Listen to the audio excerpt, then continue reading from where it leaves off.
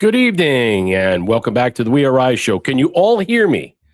Because of Friday's dirt slop technical problems, I mean, it was a bagel Friday. I want to apologize about that. It was absolutely disgusting, and I feel embarrassed about it because not only that we had technical problems with the mic that I was fixing all weekend. I broke my monitor, by the way, because I was so pissed I fucking punched it. We also had the rainstorm of the internet. So while the sound was playing, I could not get any feedback loop for my vocals. So I had to go back into the Elgato, which is the microphone I have, to re-download the actual Stream Deck. And that was the problem. So again, I apologize. That's why I want to get off my chest. And you know what? It took me a good portion of all the night until everything settled down that I finally got it working, because I had to do a show by myself to test it out to see if it was working. So I'm so sorry. I know you know what? I have to tell you right now. Some of you guys were, obviously really pissed, and you should be pissed. Okay. I was pissed, but there was so much vitriol that was thrown my way. I had to delete every show on every platform. I think from Pilled, YouTube, Locals, Truth, X, every platform, Getter. I'm on all those platforms. I had to delete them all because if I didn't delete them, the commentary, this ain't playing. The stuff that was just being said was just, I'm like, I got to delete it. I went into YouTube, deleted it. They have no problem deleting my stuff anyway. They like when I delete my stuff, or they ban me in a lot of ways. They love doing that. I want to thank all the subscribers over there, all 100 of you over there subscribed on YouTube. I mean, it's funny, we're not monetized over there, so I don't really care. So it really doesn't matter. Yeah, you broke the monitor. Yeah, I did. I had to get a new monitor. I cut my hand. Yeah, I was pissed, man. You know what? I'm a perfectionist. I don't know if it's type A. My wife says it's something else. Like I took these aptitude tests, and it's like when you start something, you finish it, and if it ain't perfect and it sucks, you basically just want to burn it all down. I think that's where I'm at these days. Yeah, Patty B, that sucks, Brad. We knew you were working on it. Yeah, I know. And again, your response was great. You guys are fantastic. Blue DeVille, man, nice shirt. Now, I understand that was the commentary. Nice shirt, nice hair to wreck people, to wreck me and stuff. And I get it. It's funny. And I love everybody that was just, so I'm doing Sunday. We'll continue to do Sunday. I'm probably going to add either a Tuesday or a Thursday show, because one of the days I want off to the week because I have other stuff I have to do. But one of the days I'm trying to figure out which is better, Tuesday or Thursday, to add, because that's what I want to do, and do it not 2 hours. Like all my shows are 2 hours long. Someone said, you do 2 hours and 45. I know I go 2 hours 15, 2 hours 20. And some people that's too long. And I'm like, I understand. I know that. I know this now. Okay. But ultimately, let's get to the show. A lot of stuff out there. Hello, Pilled. Hello, YouTube. Hello on Rumble. Yeah, I don't like Tracer C4. What's going on? Was it you who said that? Yeah, I don't like the Rumble setup. Yeah, they did a new setup on the mobile app and a new setup on the thing. So I don't know I know it's working. I mean, I checked it because I check it all the time. They did some tweaks and stuff. So did YouTube. YouTube is tweaking. There's a lot of different things that are going on. Tonight's show, because I have an opening statement I want to get into. Poisoning the Well, the hit on J.D. Vance, while Nihilists, Croon, Nothing Ever Happens, and the week, W-E-A-K, weekly recap. Because there's a lot of that victimhood. There's a lot of that pop rocks on crack rock, that agitprop that I call the toxicity of the mental giants of weak minds. We're going to talk about that tonight. But I want to get into my opening intro right now, and I want to welcome everybody in, because I wanted to discuss this on Friday, but there's other things I added to the table. I don't know who watched that freaking Sorry for Anything Correspondents' Dinner. I think I caught some excerpts and stuff. Man, President Trump basically just cried them to sleep in so many ways. It was, I love President Trump, but from their point of view, it was disastrous because he wrecked them. He didn't go too hard into them, but they didn't want to listen to his soliloquies. They didn't want to listen to a MAGA rally. They didn't want to listen to all this stuff. Well, you know what? They're also asking that we do a new correspondence dinner, maybe without the president this time. And you know what? Go ahead, do it. So no president has to attend anymore. I mean, it's embarrassing. Yes, they're running scared is in 2028. So here's my opening statement regarding everything we're going to talk about tonight. Welcome back to the show. Before we get into anything else, these are the things I need to address. Two things that have been, let's just say, eating at me. This was Friday and then today. First, the coordinated smear campaign and well-poisoning operation against Vice President J.D. Vance. You've seen it. The sudden flood of Never Vance accounts, the recycled attacks, the claims he's somehow unfit or making decisions Trump doesn't support. The attempts to paint him as the next Obama or Bernie Sanders. This is an organic disagreement. This is a deliberate effort by certain corners of the party, the Republican Party, and online operators, influencers, to poison the well early, 2 years out from 2028. So when the time comes, the damage is already done. Vance's allies are calling it out, a coordinated op. And the timing after the Rogan interview, June 15th, makes it obvious, July 15th. We're watching people try to kneecap a sitting vice president inside the tent. That's amazing. That's not a healthy debate. That's sabotage. And we're going to call it out for what it is. Second, the recent appearance of Sean Ryan on Tucker Carlson. Look, I respect Sean's service somewhat and the platform he's built. But we've just watched was a toxic surrender. The man who spent years of platforming warriors, exposing lies and putting pressure on the system, just announced he's done with politics entirely. He surrendered. No more vouching for anyone. Everything is a lie. Trump aligning with Schumer was the final straw. So he's checking out, going back to church, getting off social media, and talking about demons and spiritual warfare instead. Personal transformation is fine. Finding faith is fine. But framing total political disengagement as enlightenment while the country is still in this fight, we are in this fight. That's not wisdom. That's quitting dressed up as revelation. And when a voice with his reach does it publicly on Tucker Carlson's show, it lands as a white flag at exactly the wrong time. We're not here for that. We're here for the truth, for accountability, and for staying in the arena, even when it's ugly. So with that said, let's get on with it. And that's my thoughts for tonight's show. And I hope you enjoyed that, because really, this is this whole attitude that people have now where they're just capitulating, they're giving up, they're throwing the white flag in and saying, hey, look, you know what? I'm throwing in the towel. I'm surrendering. Nothing's going to happen. Nothing's going to change. It's over. Cry uncle. No, we're fucked. Concede, relinquish, succumb, capitulate. That's what they want you to do. This is toxic agitprop 101. And I don't give a fuck that he has a new revelation in his life. I'm so happy for him. I'm glad that he found a new calling. All right. Like him, I do share that sentiment about dealing with the demons and dealing with all these different things that are, let's just say, because I watch a lot of those videos with the priest and all the exorcism and all the stuff that's surrounded, that we're all surrounded with this.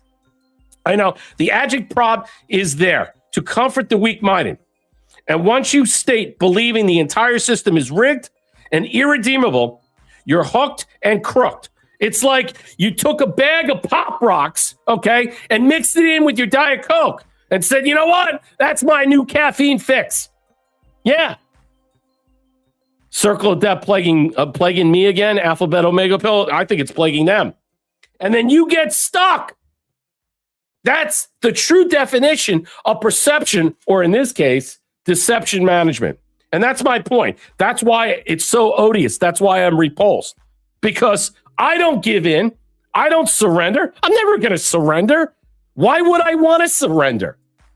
It's not my fault. You chose another path, Sean Ryan. You went against the administration. Okay? That's why many people who've attacked this administration, from MTG to Tucker to all these other people, Megyn Kelly, who were their fence sitters, dipped out because they can't handle the noise. They can't handle the pressure because they know they're wrong. Or in some way they have to recoup or move into another, let's just say, vanilla envelope. They have to find their way because whatever they see that is happening, whatever they understand, they have to find their real meaning in life, their purpose, their intrinsic value. I don't think they have an intrinsic value. The only person that's going to survive this is Tucker Carlson, because out of all of them, MTG, Candace Owens, all these people, Megyn Kelly, Sean Ryan, he's the smartest by far. He is. He's the smartest by far. And I think a lot of the stuff that Tucker does is perception management and theater. And it's not all, let's just say, grouped together in some fashion as we like to see it and like to explain it. It's purposely timed and delivered for what? People's rebuke and response, because it's set up that way. It's about the clickbait. Welcome in pill.net. Let's say hello over here. Let's say hello to YouTube. Linda Perino, what's up? Sorry you didn't come on Friday. Sorry, you didn't come on Friday? No, I was on Friday. If you listened to my show early on, I apologize for the technical difficulties. The bagels were hunting me. I couldn't get the microphone working. And then the video was flickering because of that. But you heard sound, this, and I had to dilute and delineate and delete the show platforms on all the venues and stuff because it was problematic. So hello over here on Rumble. Good to see everybody out there. Miss Echo, thank you for the cookie. Hello, Darlell for the can. Good evening, Brett. Thanks for your perseverance and dedication. Now let's rip. Yeah, we're going to rip hard tonight. Yep, it's going to be ugly. Curious Cat, gifted the cookie. Sound at last. Yes, again, I apologize. And I don't like to apologize, but I will apologize to you because you deserve it. You guys support the platform. You love the show. And your responses were not only heard and listened to, they were critical, mission critical. And so I had to make sure I had atone for that. And here we are. Wood USA, thank you for the 219 gold pills. Theo for the 300 gold pills. Really appreciate it. Who else is here tonight? I sort, yes. I got to go through this. Alphabet Omega pill. What's up, Patty B? How you doing? Trump won. He went savage on them. It was amazing. Are you referring on Trump? Yeah, on Saturday. Yep. I watched some of it. I did. We're going to cover that tonight, so I'm going to get into it. Thank you, Darlell, for the can. There's no valor amongst thieves. That's exactly it, Darlell. You just fucking nailed it. There's no valor. They don't have a problem of pushing a show that's like top rated, like the Sean Ryan show, and then going from here to down here. All right, and then like I gotta dip out. I gotta do different things. No, you chose a different plan of course, a different plan of action. You went from supporting the administration. Now you're saying it's Israel first, and you're saying all these different things. We're in a quagmire. I mean, you did it to yourselves. There is no loyalty, okay? You say no valor. I say there's no honor except above loyalty. I mean, they have none. It's embarrassing. Sean Ryan is not actually his real name. He was a CIA cocaine mule in South Florida, and I know the story. And as a criminal record, CIA charged his name and gave him the show. I absolutely MG show dirt. I know exactly who Sean Ryan is. I know exactly. Don't worry, G. Westbury and everybody out there.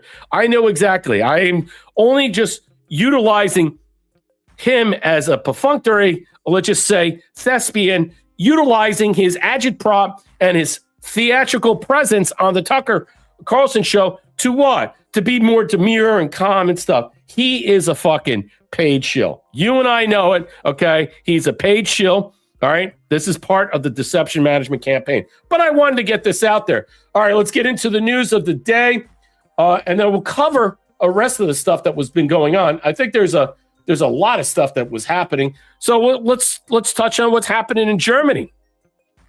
So this is what happened in Germany. And can the LGBTQ and homosexuals stop with gays for Palestinians? There's no such thing. There is no such thing. They will run you over with their car. They will throw you off a building. They will hang you. They will cut off your body parts. They will do everything they can to murder, rape, and kill you. Probably not rape, but they'll do everything they can because pride terrorists, what? This pride terrorist was shot. A Lebanese German ISIS terrorist who plowed right into a pride parade, killing one and injuring 29, and shot and killed. Germany's got a lot of problems, and they're pushing back. The Lebanese German ISIS terrorist who plowed into a vehicle into a pride parade, killing one and injuring 29 on Saturday, was shot and killed. Abdul Balit rammed a van into what? A crowd at Berlin's annual Christopher Street Day Pride Parade. Now, my question is, why is the car, you know what, when you have these parades, especially in local communities and towns, why aren't there armored vehicles or police blockades blocking off the streets? So the parade can go on no matter what the parade is, so people can march, whether it's a protest or this and that. But why do you leave it open for some wingnut like this to run over people and kill people? Again, stop with the Palestinians and the Muslims for gays. There's no such thing. The Muslims, like in Afghanistan, they like to rape boys. They're rapey over there, okay? They do a lot of fucking dirty things. They're scum. But I'm not going to give quarter to LGBTQ either. This is the problem with pride. You have to swallow your pride now and maybe go hide, because now you're wanted. You're targeted. So it's not about me anymore. I'm out there. Hey, look at me. I'm a transsexual. Or me, look at me. I want to show you my ding dong because I'm a homosexual. No, you're going to get what? You're going to get run over. Those days are over. I'm not supporting that or condoning that. I mean, obviously, that's murder. It's wrong. But this is the problem we're dealing with. We have many different sects of individual groups that are operating nefariously, individually, holistically in this country to destroy it. And then you see what Germany's dealing with. Germany's got a huge problem. And I just want to show you that for today because that was some of the updated news and stuff. Let's get to a little bit at home. Let's talk about a little bit at home. And I'm going to cover it tonight because it's fantastic. Everything is fantastic. President Trump is fantastic. How can you not like this man? Whatever you think that President Trump is doing, like a lot of people have checked out, like Ryan, and I don't fucking care about Ryan. Or I don't care about all these other fucks. You know, like he's checked out. He's all for, his Israel and all this other stuff. And it doesn't matter anymore. We lost. It's over. Whatever that is, just put that aside and just watch this man. Now the correspondents that are saying we don't want to do this anymore, especially not at this location. We might not want to have President Trump for the last 2 remaining years to do it with him. Why? Because he broke them. He broke them Saturday night. And I'm going to show you how he broke them. And good he broke them because they're scum. They don't deserve a quarter. They don't deserve anything. Just keeping it real from Poppy Trump. Let's play it. Was not available. You know, he's known, I called him, I hate some people. You know, I shouldn't say this. I'm not supposed to hate. I'm supposed to love everybody. But he's a terrible person. He's a liar. And I called him Watermelon Head because he has the largest head I've ever seen with the smallest neck, pencil neck. How does that big, fat, ugly head stand on a little pencil? Look at them all laughing, too. Adam Shifty Schiff was not available. You know, that's great. That's fantastic. So he ripped Adam Schiff, and as he should, because Adam Schiff's a traitor. Let's face it, straight up seditionist, treasonous bastard, scum of the earth. He also ripped Caitlin Collins, which was a good thing. I mean, he attacked Caitlin Collins, as she deservedly so, and basically in some way made some type of comparison to this, let's just say, transvestite Dylan Mulvaney. President Trump dropped this gem of Caitlin Collins as Dylan Mulvaney from woke Bud Light ad after this hilarious. And look at Wolf Blitzer's face. Kind of like half cocked, half smiling. They want to laugh because they know they're on candid camera and they can't do anything about it. But you don't see Caitlin Collins turn at all. She stays stationary and mute. Almost like when Obama ripped Trump back in the day. In 2011, 2012, at that correspondence dinner. And look how frozen she sat. Was this the end? Are we also trying to say, is President Trump trying to avail Caitlin Collins is a transgender man? I don't know. I'll let you decide. So here it is. Personally congratulate CNN's Caitlin Collins on receiving her award. It was all about me. It's a fake. She shouldn't get the award. It was a fake, but I didn't mind. I said, Caitlin, congratulations. But it was fake. There's no question about it. But she's a young, attractive woman. She never smiles. I said, Caitlin, do you ever smile? Look at Wolf Blitzer. You have a nice position. You're at CNN Fake News. You should be a happy person. So smile. Should be a happy person. But we attack, and I thought Caitlin had really made it big with a major new sponsorship, but then I informed her that it wasn't her on the Bud Light can. It was Dylan Mulvaney. And Dylan You hear the Mulvaney silence? cost You hear the Bud Light silence? $35 billion in market cap. That was the worst commercial. I want a person. You hear this? You hear the silence? There's no roaring. See, they had no problem positioning their clickbait bullshit about pushing transgenderism, homosexuality, LGBTQPP, LMNOP. It doesn't matter. They got no problem pushing it. But they were dead silent when one of their own, whether or not she is a he or he is a she, I don't really give a fuck. But the way that President Trump pointed out was just golden. It was spectacular, and it was a big what? A big smack in the face with a giant dildo. And that's what she got. And that's what she deserved. And good riddance. Okay? Good riddance. And I want to show you this. Again, this is what I want to play on Friday. And I apologize again, one more time. And that's it. You will not get another apology for our technical difficulties that happen here. But I will own them nevertheless. And nonetheless, here we go. This is a great video. You should be looking at whoever's doing these videos. Again, now they're doing it for Steve Hilton, the governor. I know there's another one out. This is great. Let's play it.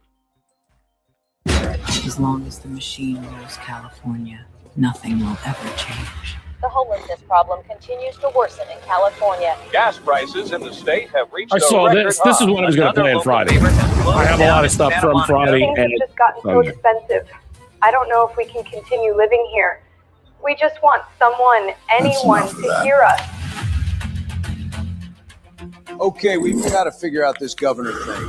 I'd do it forever, but it's my turn to be president. Bring in the machine.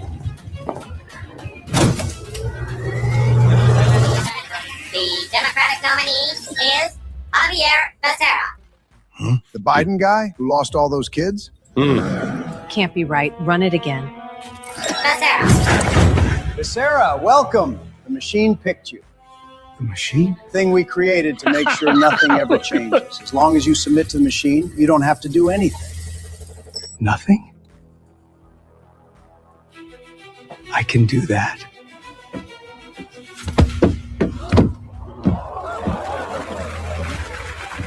I believe all the things that Newsom believed. 4 more years. 4 more years. So, what do you think? It went well? That was worse than... Who else is tired of the highest taxes in the country? The highest gas prices in the country? This is a great vid. The worst homelessness in the country? I know there's another one out, but I like this better. The machines. That's what we're fighting for. Come on!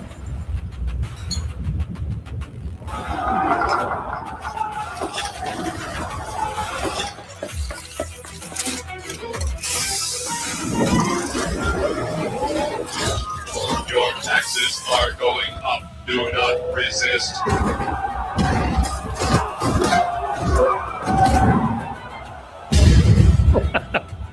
Nobody's ever stood up to the machine before.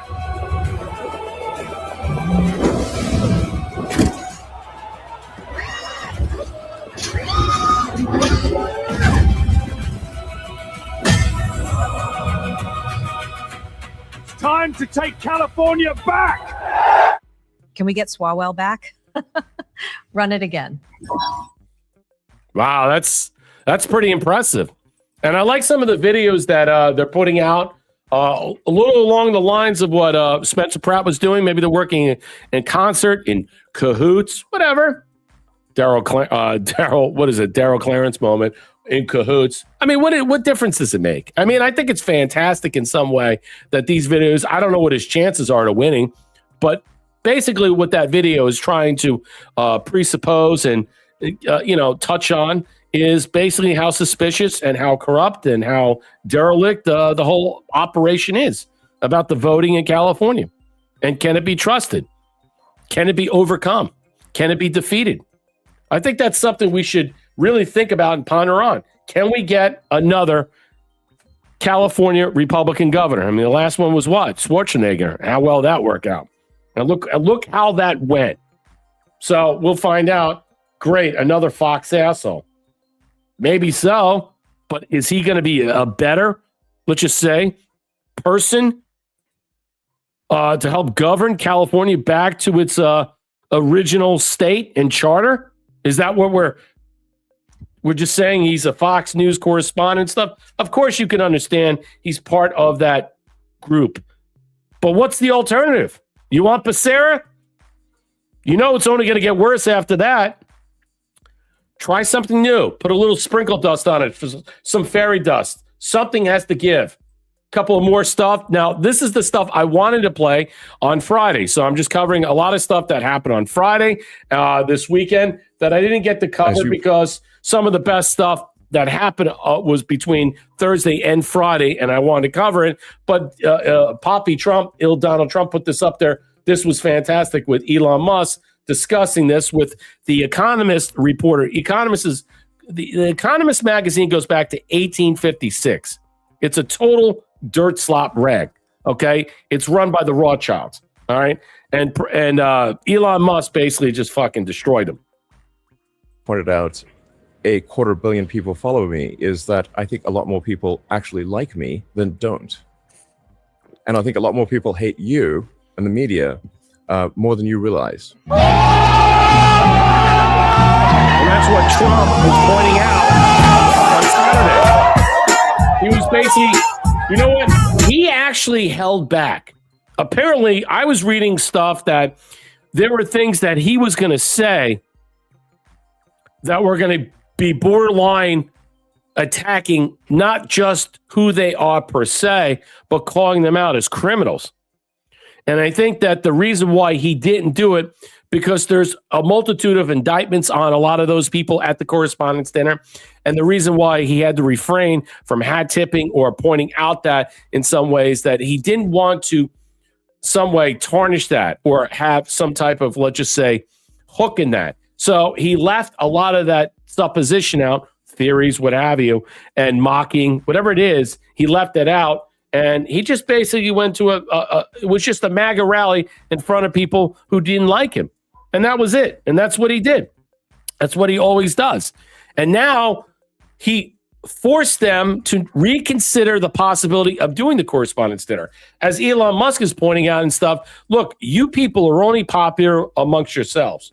You don't really care about the people in general. You don't have no problem lying. You have no problem basically smearing people. It's all about clickbaits. It's all that. Your time is going to be clocked on an egg timer, and no one really cares. Who reads The Economist? Do you read The Economist? I bet you half of you people don't even know what it is. Okay?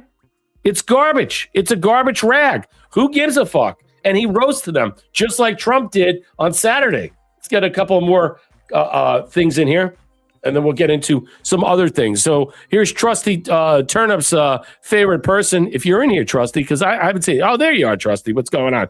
Here's her favorite person from Century's Scepter. Tim Dillon tortures Trump supporters who keep excusing betrayals by saying he's being thwarted. This was part of my show today about the weak-minded. You know, with a Jedi mind trick. I call them Jedi mind tricked because these people have completely collapsed.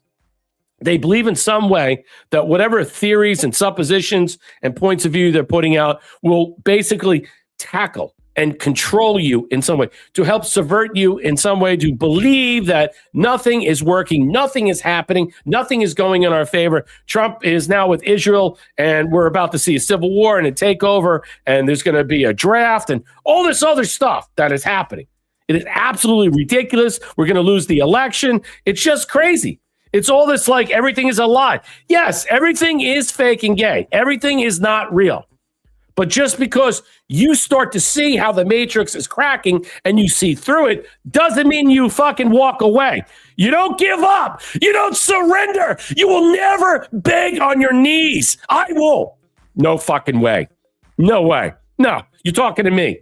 I'm guns blazing, motherfucker. No fucking way. Am I ever going to succumb, submit, surrender, throw in the towel? What's the point? Why are we all here? See, that's the lack of faith. And maybe Sean Ryan should go and find God, should find some semblance of faith. because maybe it'll do him good. But as G. Westbury said, he's not actually his real name. He's a cocaine mule. And who gives a fuck? Another one of these people that are making buku money off of that and subverting what? The intelligence and trying to mind trick and mind fuck people. So he says here, Trump supporters keep excusing betrayals, saying he was thwarted. Again, this is a fat homosexual man who feels in some way he's been slighted by Trump and the whole narrative of that. And he supported him before because President Trump supports gay people. But, you know, now all of a sudden, now he's got a show. Who's he getting paid by? Who the hell is this operating from? What is he doing? Why is he saying this? Yeah, it's Jedi mind fucking. That's the whole thing here. They're trying to twist everybody's thoughts. Listen. Of getting into the White House, and then of Elon Musk, who's the richest man in the world at this point. The first few months, you move him essentially like into the White House. It's this incredibly dysfunctional thing. He's getting in fights with people in the White House, some of them physical.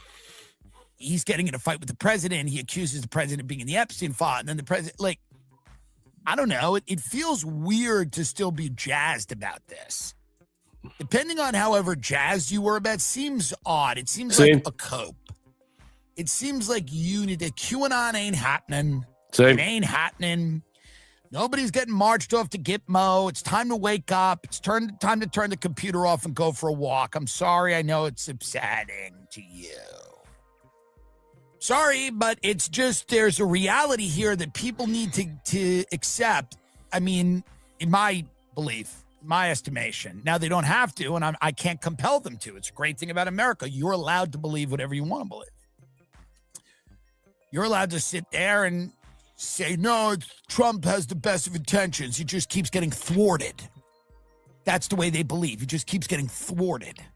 Every time he tries to do something, somebody else there is, you know, like tricking him. He's getting tricked. So, and there are people that'll believe that until they're dead. There's people that'll go to their grave believing that he was the one true great American patriot hero. The guy that hosted The Apprentice was the one guy that tried to save America, but he was thwarted.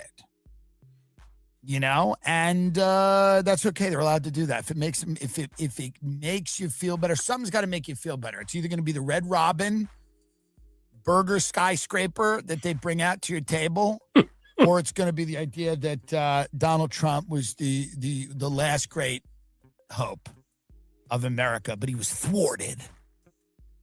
He was the only one who cared about us. So something's got to make you feel good. Something's got to make you feel good.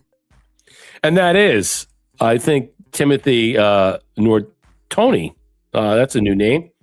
Thank you. Welcome in. These are not the droids you're looking for. That is exactly the point of this discussion as we move on.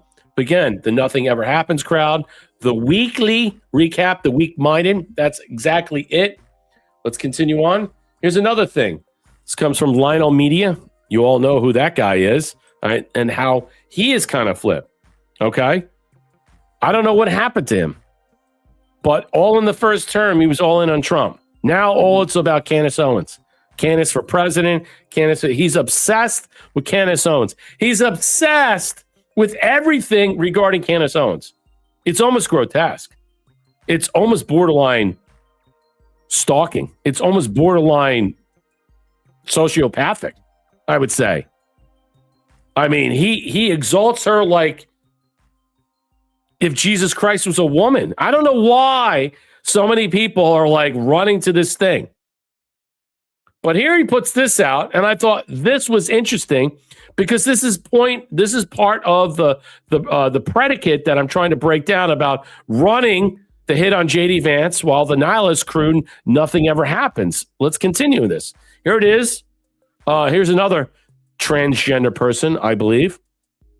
Cut and run. Did you see what's happening here? Ann Coulter is expressing reality, a reality that does not comport with the manufactured John Wayne nonsense of conservatoids who have never understood that the unmitigated insanity of an unnecessary war. So the supposition and how you break down and how we theorize this is that you have to understand is that he's suggesting is that, look, this is an unnecessary war. It never should have happened. He was forced into this, as we're hearing from Sean Ryan, as we're hearing from Tucker, as we're hearing from many other people. And what she or he is laying out, Ann Coulter is saying, hey, look, this shouldn't have happened. We're about to come on 100 days to a midterm election, and this ain't good. Listen to this conversation. If President Trump asked you, what should I do on Iran, you would say what? Would you just say, just cut and run at this point? There is no benefit to being there. What would your advice be, particularly given what we're sitting here? The hell is this? Okay, let me play it back. Hold on. If President Trump asked you, what should I do on Iran, you would say what? Would you just say, just cut and run at this point? There is no benefit to being there. What would your advice be, particularly given what we're sitting here 3-4 months away from the midterm and gas prices being up? No matter, you don't have to be a genius to know that people don't like paying more for gas. What would you tell them at this point? It's a disaster. It's been a disaster from the beginning. And basically 2 weeks in, what I'd recommend the same thing I am recommending now: declare victory and get out. Just come to any deal. It doesn't matter. Don't worry. We will back you up. We'll tell you it's a great deal. You've done a fantastic job. We're so glad you bombed Iran. Now, please just stop. Let the Strait of Hormuz. Now, let me just say this. I've reported that we've been bombing Somalia since 2007. We were bombing Syria since 2005, on and off. Maybe not as much anymore. We've been bombing other places. No one makes a big deal about it. But why is it that we have to just, let's just say, dip out? Why do we have to dip out? We're not on the ground. As far as we know, there's no troops there. Nobody's on the ground. Nothing is happening in that sense. So what does it matter? How does it really matter? And if we do leave, is things really going to get better? I mean, that's the point. Consider that. Is that the point? Hormuz get opened, let gas prices go down, and try not to absolutely destroy the midterms for Republicans. When that happens, very, very, very bad things happen when Democrats have control, especially a large supermajority control of the House and the Senate. Now, maybe they won't get that, but this is the strongest issue for them. Yes, I understand this is the issue, and they're worried. Everybody's worried about this. Everybody is concerned that we're going to lose the election. Well, that's based upon all the theories that are, let's just say, intertwined and interconnected with the idea that it's going to be stolen elections all over the place. Okay, unless we're planning on the rigging, unless there are certain things that are in place. Yes, that's why people should be pushing the argument. But the House went home. They're not going to be back until early September. And then you got all the chaos that ensues with everybody running for re-election. You got the Senate. You got all this other shit that's going on. They're basically still cock blocking Trump's appointments. I mean, at one level, something is going to have to happen. Something is going to have to move into position come at the end of July to August. And it's something that will take place. Now, I know that there's so much fear mongering that is happening that a lot of people are just freaking out. They can't handle anything anymore. And they don't know where we're going with certain, let's just say, normalities.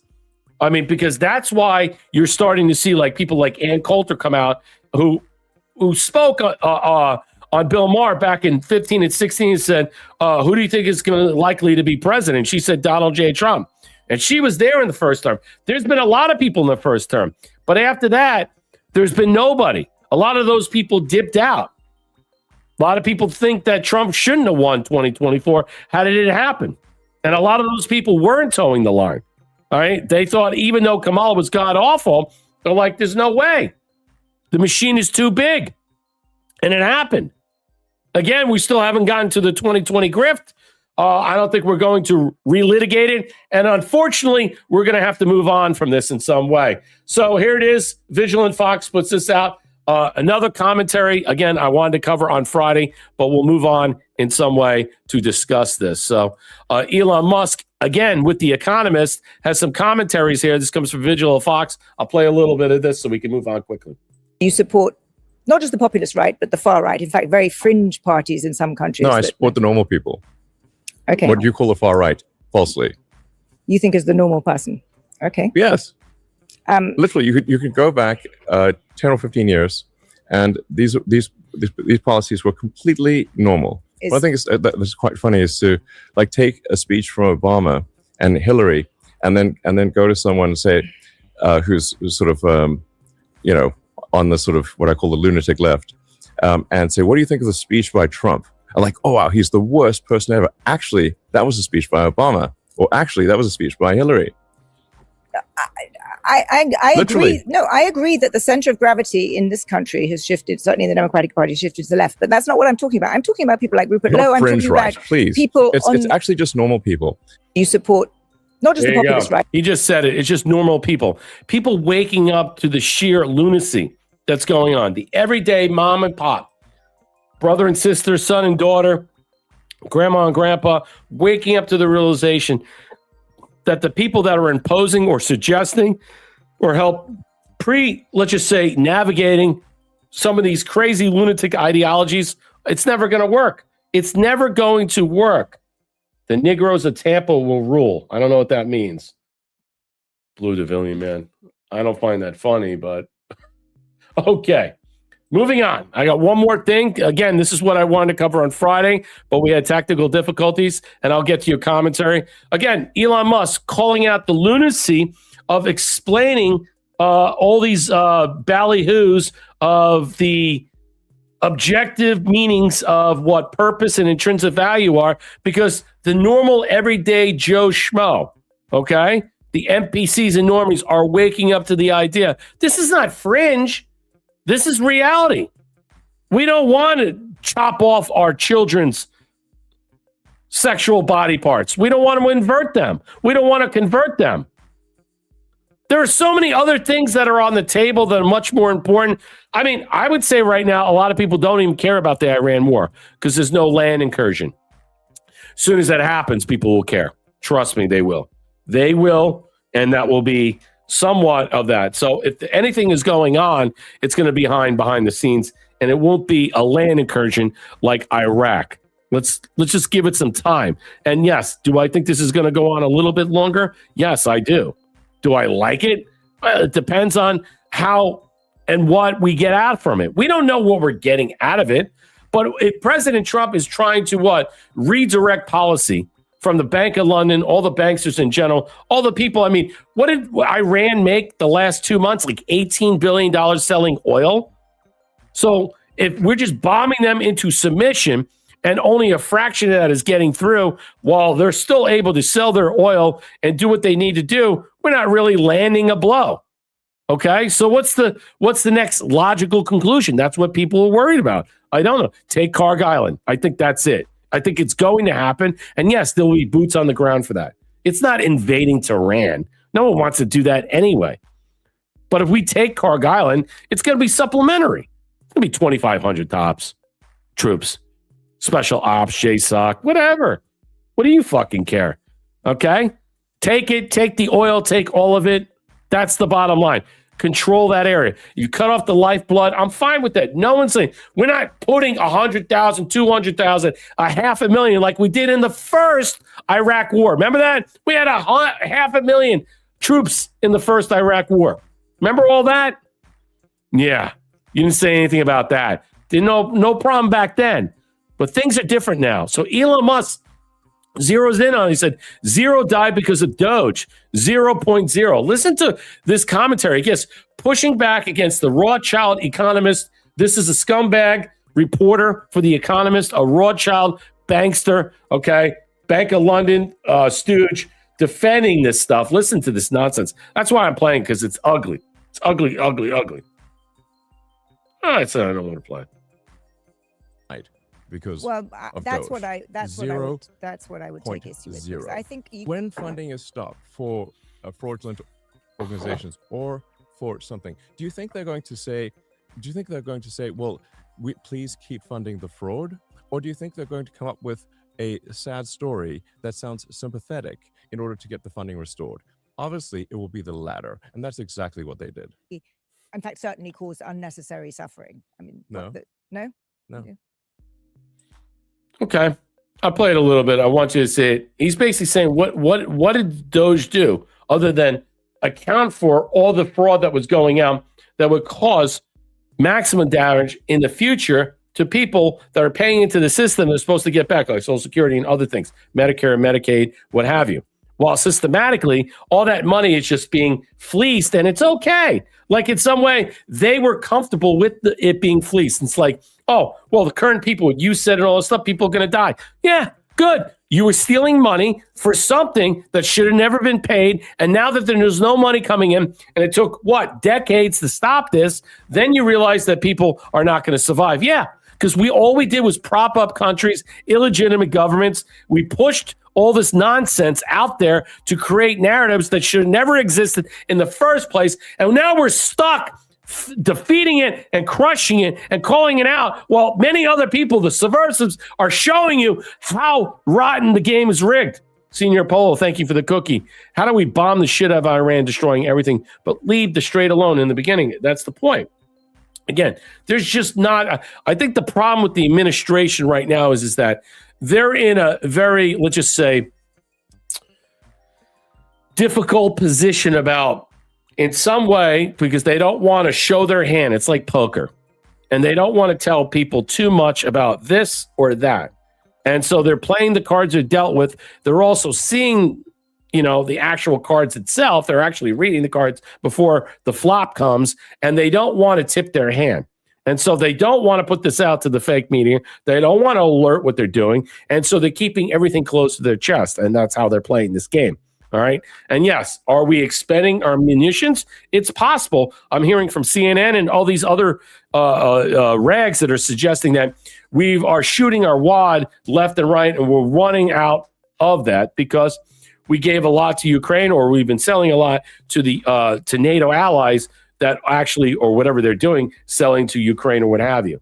So I'm not really sure where that is, and why isn't there more of a push to get this, let's just say, operational and more fastidious? I don't know. Are we trying to expend 20th century weaponry so we can move into 21st century weaponry in some way? Are we moving into another, let's just say, narrative shift, another timeline where future technologies are going to present itself because they have to, because we're no longer utilizing the past, which is prologue? Miss Echo, thank you for the cookie. These fuckers keep trying the same old playbook of what? Shitting on Trump and those who support him. My faith is stronger than it. Yeah, than any shit they throw. I agree 100%. You're 100% correct. I'm sick of these people. I'm sick of all these people with the Jedi mind tricks. Senior Polo, thank you for the cookie. Candace is paying these streamers. Yeah, Senior Polo gifted the can. These streamers start out honest, build an audience, and then turn. Yes, they do. You know what? You could compare that to many people that you and I know that are on Rumble or YouTube or Pilled. There are people like that because they realize that, hey, look, we can make my shekels on the back end because we can't sell the positive on the front end because it's not working anymore. And that's what they see. They look at Candace as a operational grift mechanism and say, look, if we just do that just a little bit, we slide that in just a little bit, all will turn out positively. Not me. I'm not going to do it. I'm not turning nowhere. We came this far. I'm going down with the ship one way or another. And I don't believe we're going to go down. Darla, gift to the can. Do away with the Smith Monac and rename it the Charlie Kirk deck. Absolutely. Maybe they will. Thank you for the can. 100%. Yeah. Thank you guys for supporting the platform. Like, share, and subscribe. You help us out here. You can do it on Pilled, on YouTube, buymecoffee.com. You can also help out on Rumble with Rumble Rants. Let me put out the here it is. You can do this on the Cash App. All right, let's move on. I got a couple of other things I want to get into as we get into our discussion about tonight's so much stuff. So okay. What I'm gonna do is I'm gonna show you some of this stuff and we're gonna breeze through because I don't want to belabor it. I don't want to sit on it, but we're just gonna breeze through about all the commentary that's happening. So Fox News panel calls out JD Vance for undermining Trump and Iran. Again, part of this attack. They're all attacking because the neocons have their knives out. They want Marco Rubio in 2028. They think in some way that they don't like what has taken place with J.D. Vance and happened on Joe Rogan on the July 15th, his appearance in some way.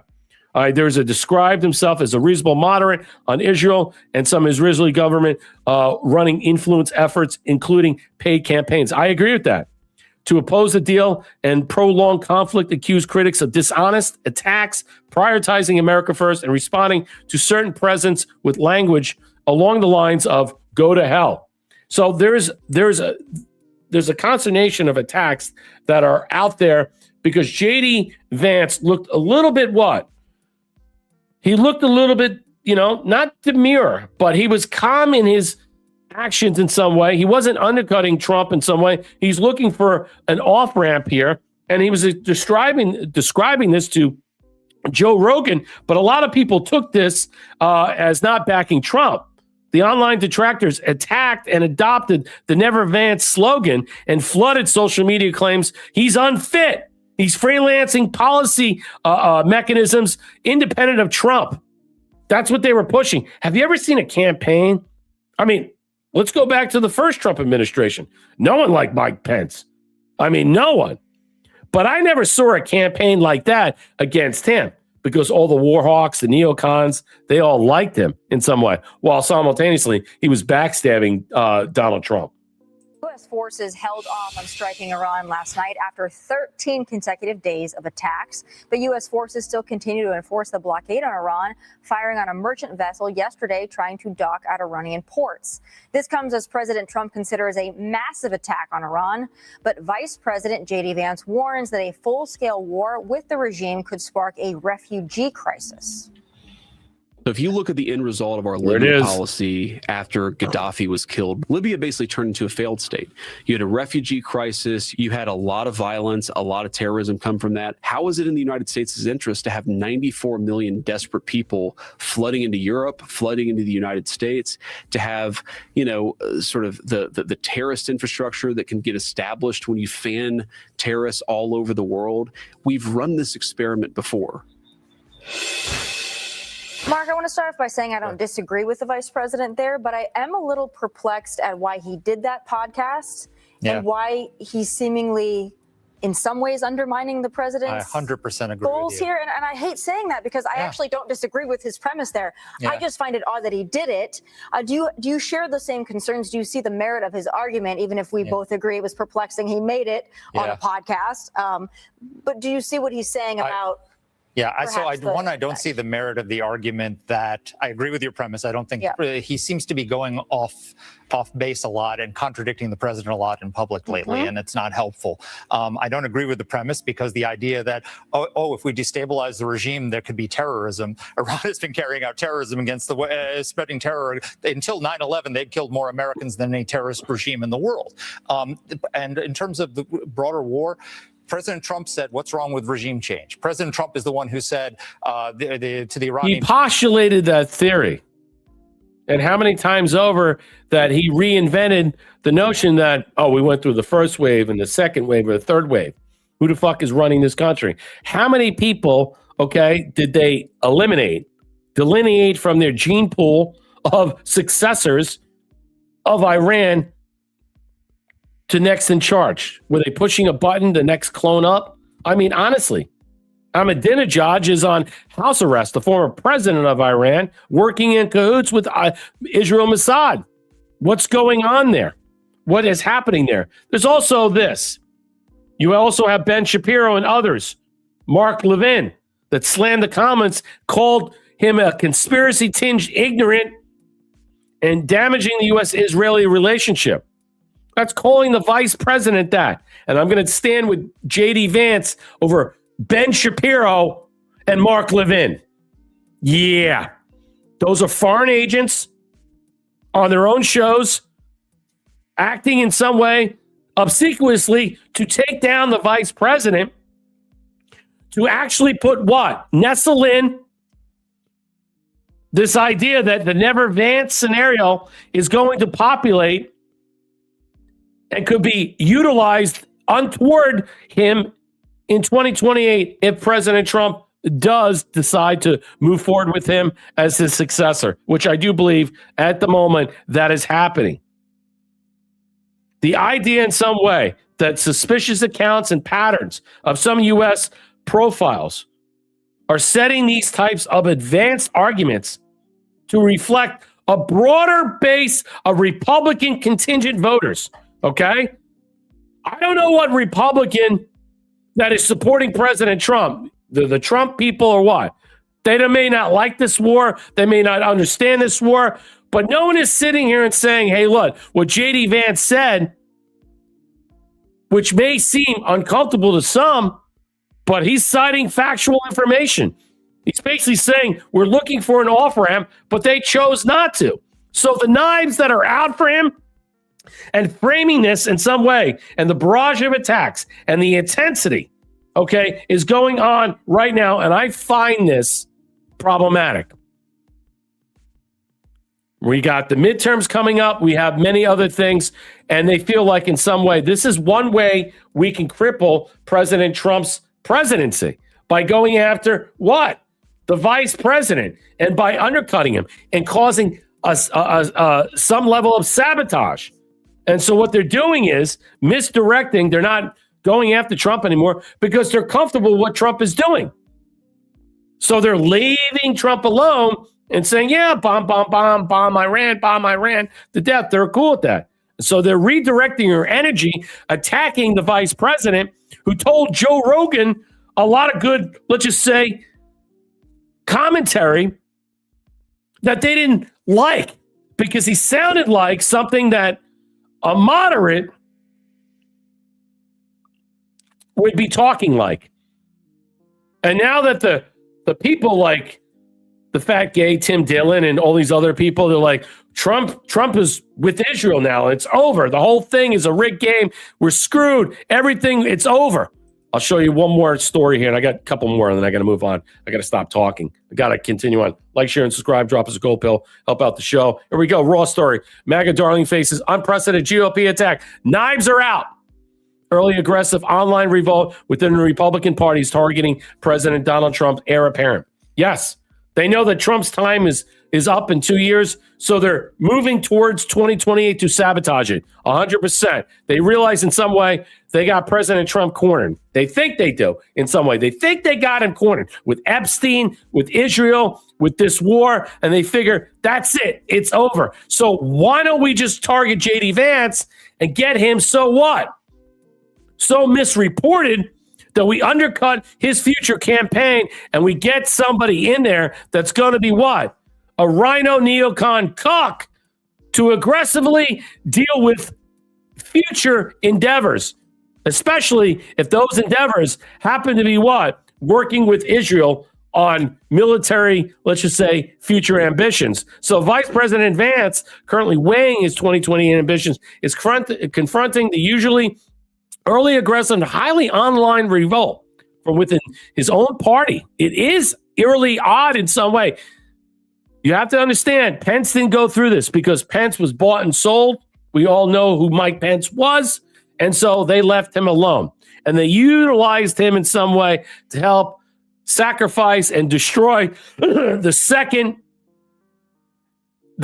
term of President Trump in so many ways and help sabotage it, rig it against them. So the knives are out for Vance and GOP, blah, blah, blah. Over the past week, particularly Never Vance movement has flooded social media with attacks branding him unfit for office and largely over his efforts. And I have to tell you right now, what is alarming to me in so many ways, because I hear, like Linda Perino, there's a lot of people who don't trust J.D. Vance.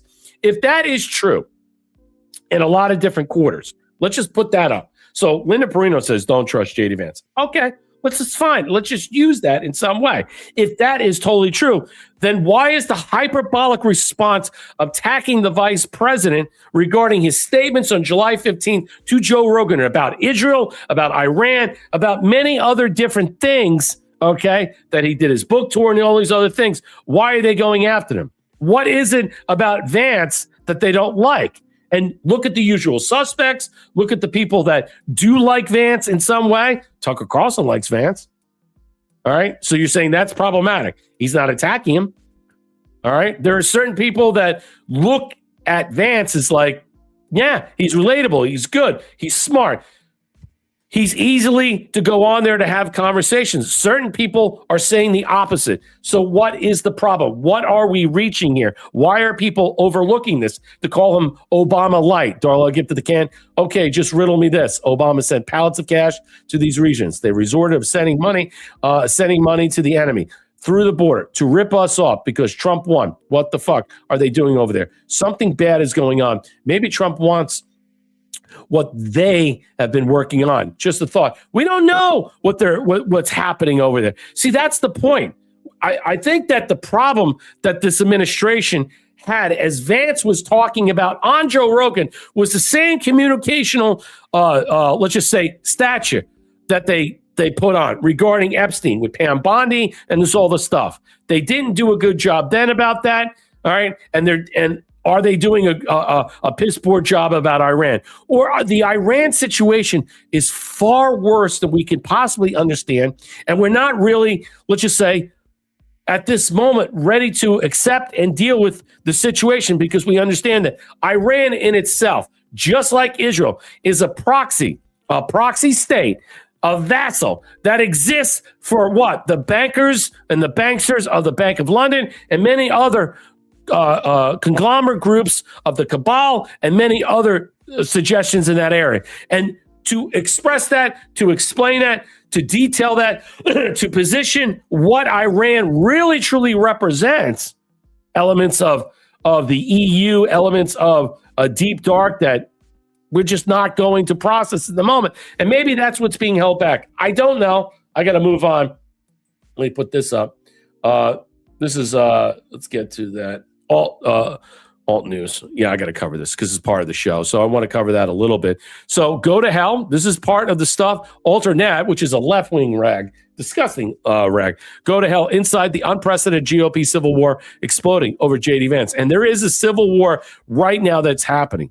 The coordinated operation designed to poison his political future as poisoning the well, as he's considered running for a president in 2028. They are poisoning the well to report this, the Washington Post. Detractors have adopted the Never Vance slogan and flooded social media with attacks claiming Vance is unfit. Now, the question will be, if we take Linda Perino on YouTube's supposition, all right, that this effort is purposely done by people that are working in the Trump administration because President Trump chose him for a certain reason, okay? But that reason wasn't really for 2028, and we are misled to interpret that behind the shadows, whoever is utilizing and pulling the strings, whoever's really in charge, is showcasing who Vance really is. That's one theory. The other theory is the Vance is a decent guy with a family of 4. Yes, he's got some mud sharks. He's married to an Indian woman. They seem happy. They're in love. His connection to Palantir and many other different facets seem problematic. And many other people are pointing this out.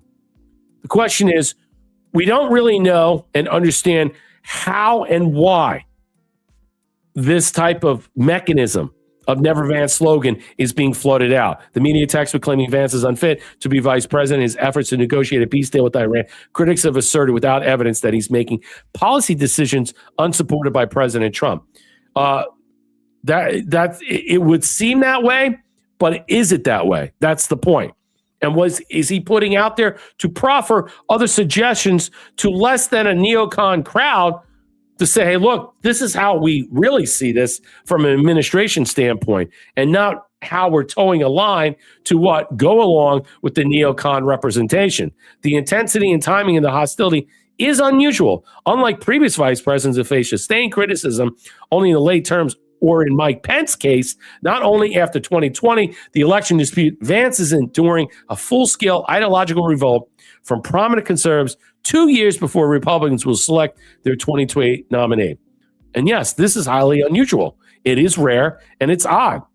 The phenomenon reflects social media's central role in modern political discourse and the high stakes of succession race. This is also showcasing what social media does. Vance's allies dismiss much of the online onslaught as inauthentic, close advisor told the Post the many attacks are clearly not organic, a sentiment echoed by two other ones with the knowledge of Vance's strategy. Notably, some users pledging to oppose Vance had profiles suggesting they aren't American voters. Now, that is an interesting thing that we're going to find out. Who are these people, these detractors, these insurgents, these people that are putting out there to separate and highlight, again, to attack? And this is all done to attack the administration, to separate it, to divide it. You know what I'm saying? So keep that in mind while these things go out as we move on. Okay? So here's a couple other things regarding this. Now, I saw this. Again, this is something I want to play on Friday.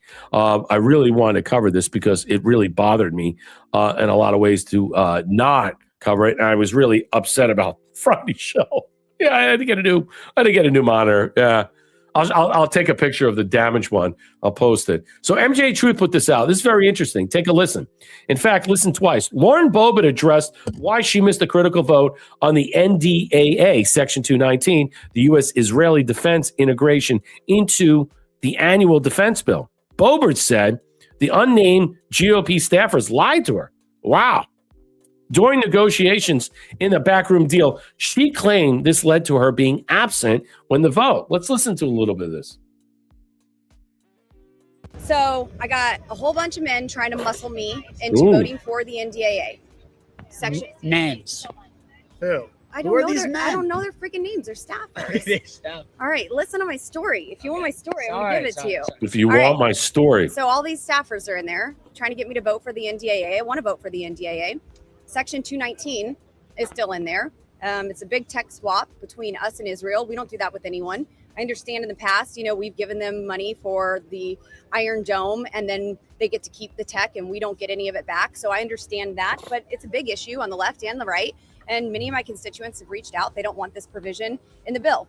Well, the White House doesn't want it in the bill. Secretary Hegseth doesn't want it in the bill. Wow. So I'm in the back waiting for a call from the secretary. I'm told that call is coming. I'm talking to someone underneath him, and I'm told the vote's going to stay open. They closed the vote. And so now I'm forced to talk to TMZ. While I do have an issue that we talked about off record, I don't want to be on camera this week, and I've been on camera more than any other week. I am talking out of the side of my mouth like a damn politician because my Botox hasn't caught up on this side. Maybe in 2 days, this side will catch up to the other side. But here we are. It does look like she's got Botox. That's funny that she said that. And she called that out. And she admitted that Pete Hegseth doesn't like this. The administration doesn't like this. And I've heard this too. Shadow Ezra puts this out. A lot of people don't like this. So why is the House pushing this? Is this because of AIPAC? Well, apparently it is. We don't know what the Senate's going to do because the Senate is dipped out. The House already passed it. U.S. Congress erupted in cheers and it passed the NDA, which includes Section 219, which merged U.S. military with Israel. It's not necessarily merging the military. It's certain technological components and all these other different things that could be problematic. Let's listen to this. Is that Kat Kamek from Orlando? So here it is. On this vote, the yeas are 216, the nays are 212. The bill is passed. Without objection, a motion to reconsider is laid on the table. So there are people supporting that. Pursuant. So people are happy about that. AIPAC got what they wanted. We don't know what's going to happen in the Senate. We don't know how this is going to change in the Senate. I don't know if the Senate's going to vote on it. They haven't taken it up yet. I mean, they've kind of like dipped out in some way. We don't know what's happening with them. I mean, I have no idea. Let me continue on. Glenn Beck puts this out. Let's listen to what Glenn Beck has to say. We'll get into other things right now. Glenn Beck says, no, Section 19 doesn't merge our military with Israel. So Glenn Beck, who I think in some way wants to be, let's just say, under AIPAC or some Israeli control, is showcasing who he really is. And I think that this is a good interpretation of understanding why I disagree with him and I don't believe him at all regarding this, because this whole subject matter is problematic. And let's listen. He says here, it doesn't merge our military with Israel's. It doesn't put American soldiers under Israeli force. It's not treason. None of that is the bill. This just isn't a new concept. We've done similar things before, but somehow this time, because Israel's involved, it's the end of the world. No, I disagree with that, Glenn. Listen to what he has to all say. About Section 219, okay? 1,500 words in a bill of hundreds of thousands of words. And it creates something called the United States Israel Defense Technology Cooperation Initiative.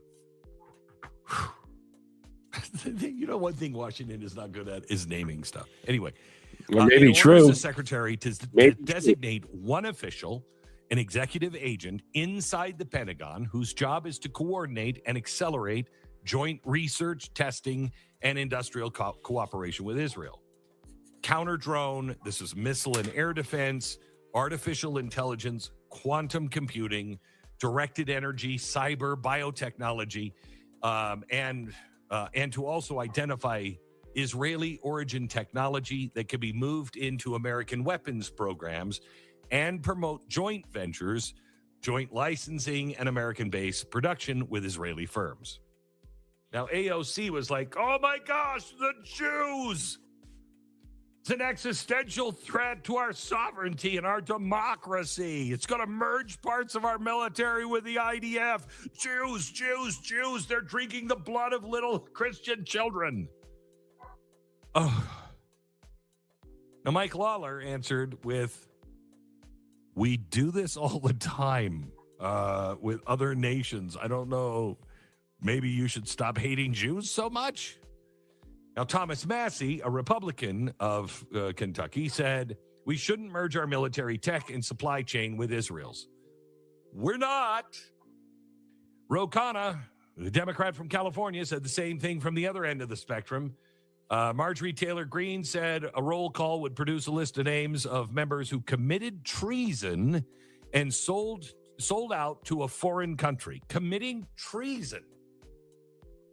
Wow. I think the issue of sovereignty, I got to move forward because I don't want to run out of time.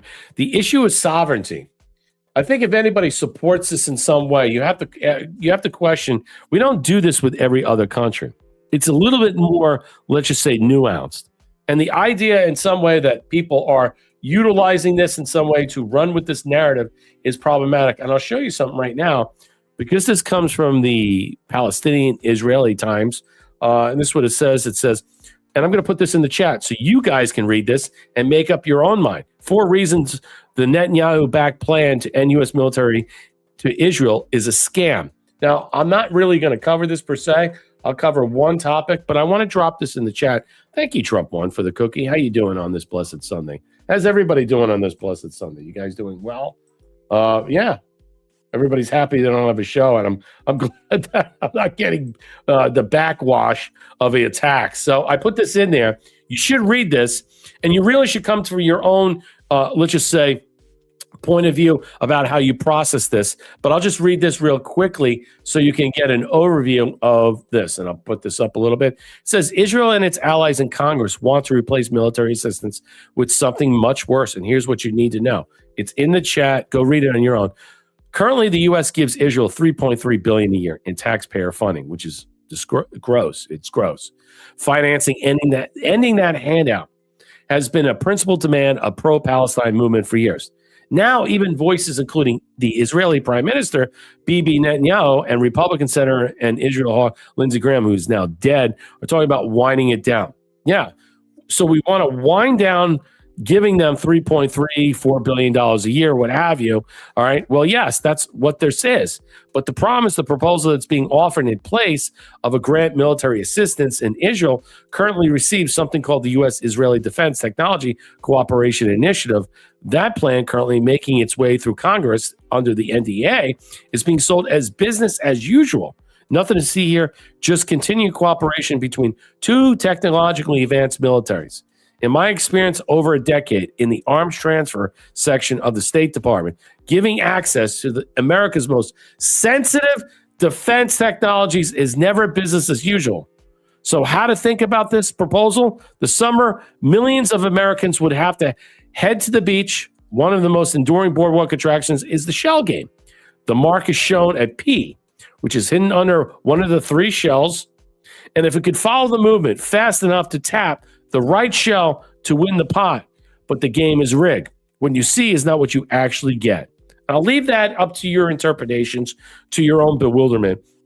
And so I expect you guys to read that and understand what I dropped in the chat, that yes, I agree that the whole concept of what has been, let's just say, postmarked, earmarked under the NDA in the transfer of this Israeli, ending the $3-4 billion and giving them, and then merging technologies to share, there is something that's problematic. It is concerning. And I'll give you Tucker Carlson's point of view on this. All right. Like I said, Tucker Carlson has lost his way in many different facets. He's still smart. He still understands the game. But I think he does sum this up well. And even though he doesn't like Israel, he doesn't hate Jews, I do support what he's saying, because there is something here. Even Pete Hegseth has come out and said he feels uncomfortable about this. J.D. Vance made a point about expressing this. So is J.D. Vance an anti-Semite? Is he anti-Israeli? Is Pete Hegseth is? Or maybe just certain elements inside this administration don't like to be so, let's just say, intertwined and have certain, let's just say, meticulous pleasures that are massaged in to certain facets of our military. I thought our sovereignty is the most important thing. And to have this in some way raises red flags. Whatever your thoughts are, let's hear it in the chat. Party has decided that the interest of Israel is more important than the interest of the United States. There are a couple of exceptions, Marjorie Taylor Greene, Thomas Massey, and they were driven out of the Republican Party. So it tells you what the priority is. The priority is serving Israel. And even if I liked Israel, which I do not. Yeah, he doesn't like Israel. And you don't have to like Israel and hate Jews. It's totally two different things. I mean, even American Jews that are in the House, okay, or in the Senate, who are Senator Schumer, don't like Israelis, don't like Israel at all. Are they anti-Semites? Not necessarily, but they like to play games. Understanding what he's trying to say here is saying is that the American sovereignty of our military is going to be called in question. He's not, I mean, the idea that this is happening, okay, is showcasing to everybody. Is this going to pass in the Senate? Will President Trump sign it? I doubt it. I doubt it completely. So nevertheless and nonetheless that it passed, okay, is only what? Bifurcating the reality, the truth. Not that everything is a lie, that everything is being exposed, okay, as a lie in order to you to call out what the lie is and then explain what? The truth, or explain the truth away. And I think that is the mission statement that we should all hear, not tuck and run like Sean Ryan, who's a coward. Not because it's committing genocide. I think we deserve sovereignty. So it's really that simple. Well, I think America lost its sovereignty many years ago. I mean, CIA and Mossad have worked together, in some cases, really as one for over 60 years. I mean, and of course, Mossad has fed repeatedly disinformation lies to American policymakers over decades, including the lie that Iraq had weapons of mass destruction. That fundamentally came from Israel. There's no dispute about that. The lie that killing the Ayatollah, the Shiite Pope, would lead to the collapse of the Iranian government. No American intelligence agency said that. Mossad said that. And Netanyahu told Trump that. So there's a long track record of the United States, its people, its 350 million people being misused by Israeli intelligence. And I think that's it. I think that's really how people look at this in some way. That the cohesion between CIA and Mossad has always been our biggest problem. That's the biggest problem we face in the intelligence apparatus, or whatever it is they call it, the apparatus, whatever it is, the controls and apparatus between the merging, let's just say infiltration between those. This is now going to lead systemically to now our defense and our military. And I think it's going to be bifurcated, not in the sense we think it is. I think that what you're seeing is that the measures that are being discussed is showing that how many people that voted for this in the NDAA were basically being prodded and poked to, hey, look, sign up Section 219 in some way so you can support him. And I think that's what you're made to see. You're made to see how many people were involved in doing this, whether or not they had a full, let's just say, contingent of understanding all this stuff. I don't think it even matters. I'll give you another example about this, because this was a hot topic that I think that either got blown up or overlooked. And I wanted to cover this on Friday, but I didn't get a chance. So James Lee puts this out. We are in the process of handing our country to Israel. I would say that's not necessarily true. Maybe from the standpoint of understanding who the AIPAC members are with the A tracking and stuff, the AIPAC tracking and stuff. Nothing is passed in the Senate. The Senate's dipped out. The House is already done. President Trump didn't sign this in, so we don't know what it is. They could send this back and say, hey, can we vacate Section 219? It's possible. It's quite plausible. So, I mean, is it all this stuff a hyperbolic? Are people just basically let's just say over the hill on this stuff, and they're just, they're just gorging on this stuff, and they're just, it's Israel. I think so. I think there's something to it. I think everybody needs to be patient to see what's happening. I mean, look, we don't know. We know, like the Senate, every time a National Defense Authorization Act goes through, they got through it. They like to add this. So we don't know what the Senate's going to do. And we don't know what the president's going to do. But I think pointing out and highlighting that 216 Republicans voted for this, a lot of people are saying, there you go. There's the AIPAC control. All right. It's not like, you want to accuse all these different people of being paid off the grift and all these influence and stuff. This is what it's showing you. So here we are. Members of Congress just committed treason by voting to integrate the U.S. military with Israel. There were 6 Democrats who voted yes. They are Cuellar, Davis, Golden, Gonzalez, Gray, Glausenkamp, Perez.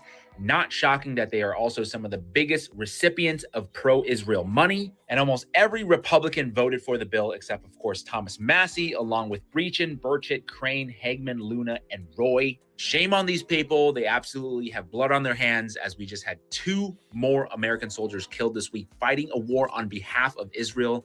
And they are 25-year-old Tyler James Feehan and 19-year-old Isabella Gonzalez. In case you didn't know what the punishment for treason is, DJT will tell you it's the death penalty. So that's the thing. Are we seeing that a lot of people that voted for this, okay, out of their own volition, or maybe being forced and to submit in some way, are all going to be expelled because this is treasonous in some way? I mean, do you think it's going to get past President Trump's desk? I don't think so. I don't even think it's going to get past the Senate. I think they'll be a lot smarter to realize that this thing is a grift. And I think that's the point of this. So I don't think people should freak out about it too much, but I think it's highlighting how much influence that they have on Congress members and maybe on senators in some way. All right, let's move on. Let's get to a couple other things. Who else is here? Let's talk to the crowd. Thank you, Trump Point, for the cookie. Darla, I'll give to the Kim. We have to think about Trump's replacement. We're all being distracted by the division and straight up bullshit. Must be aggressive and stern, not carrot to the mainstream media. No, I think the problem that we face right now is that this internal struggle that we're battling, it seems odd at this moment. So there are knives out everywhere.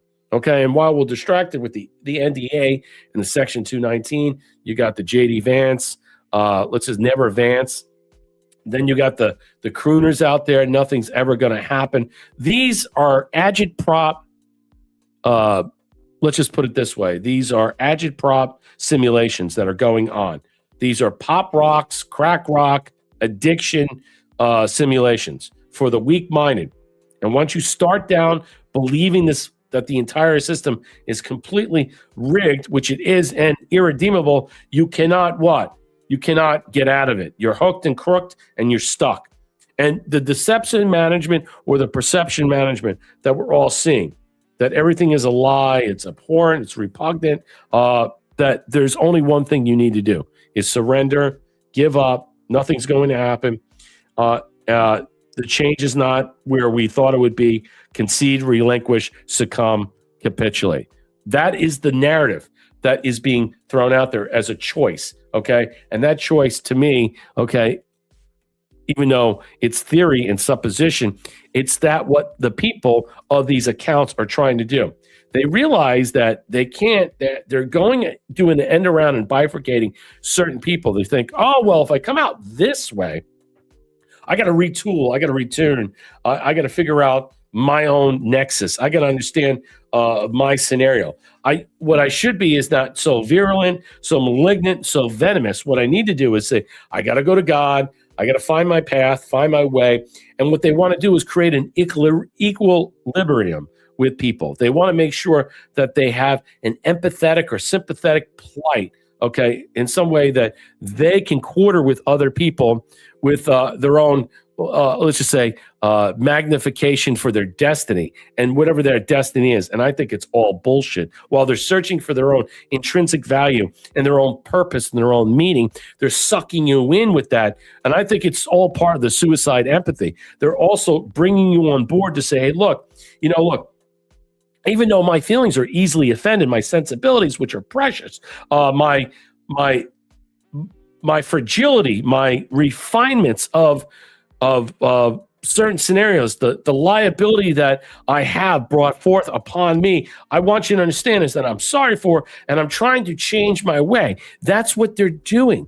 That's how they're hooking and crooking you in there. And people get sucked in. It's like, oh my God, that's great. I understand where he's coming from. And you know what? I want to talk about this. All right, move on, because it's 9:00. We might go a little longer.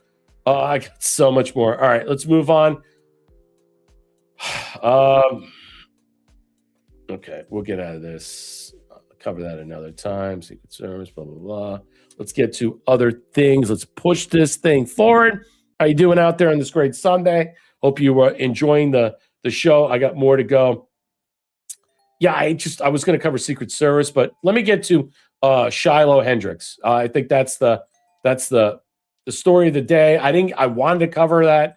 I got a couple of things about that. Let me just touch on that.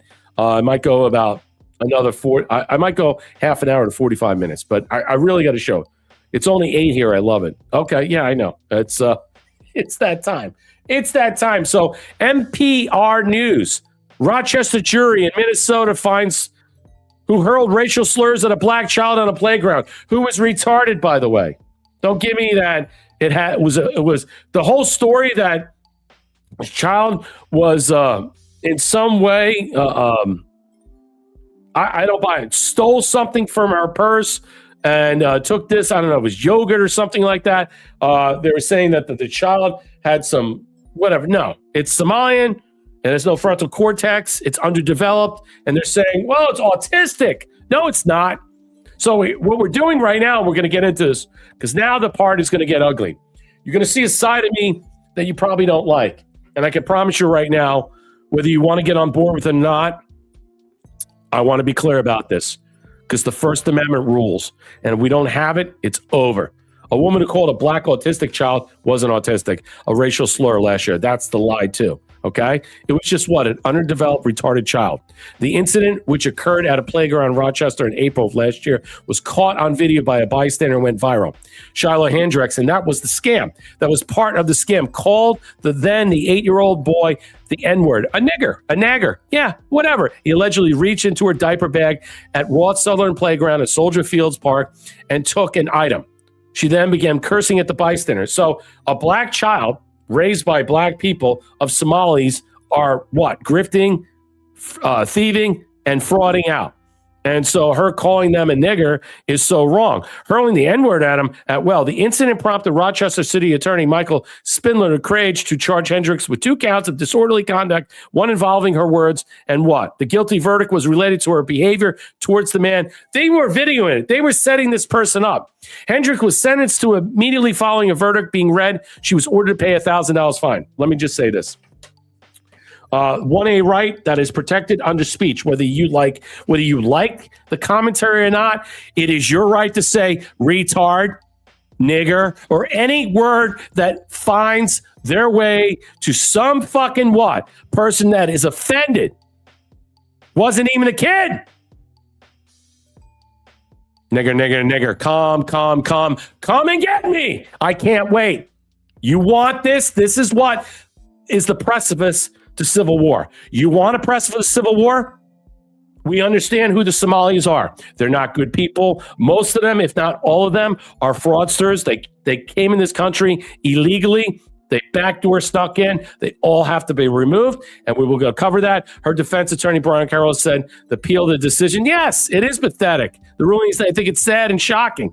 They want to put her in jail for 90 days, take away her child for saying nigger. You can't hate these people more. And President Trump calling Somalis out at the Correspondents' Dinner is fantastic. Calling these people out left and right who murder, rape, and kill. We have a brown and black problem situation in this country. Somalis, Haitians. Think about it. We all have our own American citizens that are brown and black that are problematic in this country, that are stealing, rape, and killing. And you say that word and offend the sensibilities, the precious sensibilities, these delicate sensibilities, these sensitivities, these refinements of these fucking people that have no problem of killing you, stealing whatever, the sneakers on you or anything, and they're worried about. It is a travesty. It is an injustice. It is repugnant. It is appalling. I find this whole thing disgusting in general. And I'm going to show you why it's disgusting. I'm going to show you why. Now look at the attorney for Shiloh Hendricks. And he calls it out. He says it. Give this man a cigar. Did your client show any remorse after getting out of Any remorse regarding the statement by the... He should have said no. Any remorse. I would have said nigger 100 times in the courtroom over and over again. Hey, can I write that on the chalkboard in class? How about I write that out there? Nigger, nigger, nigger, nigger. Fuck these people. Fuck the Somalians, the low IQ, balloon head people. My God. So you can make fun of anybody you want, but you say anything that's so offensive. This is exactly what cancel culture is. They will put you in jail. This is the toxicity of what free speech fights are. This is the warning of 1984. This is cancel culture turned into criminal prosecution. Absolutely disgraceful and disgusting. NAACP president about the impact that this incident had on the community as a whole. Not you asked me this before. This is for you people. This is a clown show. Yep. The community doesn't give a shit. Okay, I'm voir-diring the community. Half the people in the jury room are like, when I'm voir-diring them, why are we here? What is this about? If you don't know what voir dire is that when you impanel a jury, you question them, whether they're worth impaneling them for the sake of the defense or the prosecution. That's the bottom line, whether they like that juror or not. Why are we, what's going on? You asked me this before, like, oh, what about... I did not ask you that before. Last interview, you said, oh, what about the community? Like, how's it affected the community? There is such a tiny percentage of people Absolutely that drive this stuff now. Your cancel culture, Bingo. Write this stuff, let's make it go viral. You're all part of the same sickness, right? Oh, how do we get hits and clicks? Bingo. And you're dying. Fantastic. You're dying. Your news organizations are literally dying because nobody believes you anymore. What about the fact that Jake Lang was there? I asked this jury in this trial, who here believes the media anymore? Who here looks at the media and go, I don't know what to believe. I don't really trust any of these people anymore. They all raise their hand. He's saying the jury was urged to protect free speech, no matter how vulgar, and obtuse it was, as America's last line of defense. He told them that. Because if we lose free speech, it's over. You saw what happened until Musk took over what? X. You saw what happened. You understand we had no outlets when everybody was banned in 18 and 20. You couldn't talk about COVID and the lies. And now we're pushing back against the brown and black culture of Muslims, third world scum, and even our own neuroduals, that are in this country, lazy ass piece of shits who rob and steal, murder, rape, and kill black and brown people. Yep. And how much vitriol is at the white Christian? It's all over the place. Fuck these people. Bring back the Crusades. I want the Crusades. I don't want a civil war. I want the Crusades. Go look at how bloody that was. Give me that. Because our fight is what with Muslims, and it's coming. It's coming. You should taste that. You should thirst that blood. Drink it like Vlad the Impaler. Taste that. The fight will be with the Muslims. Yep. You're damn straight. Moving on. Moving on. Moving on. Moving on.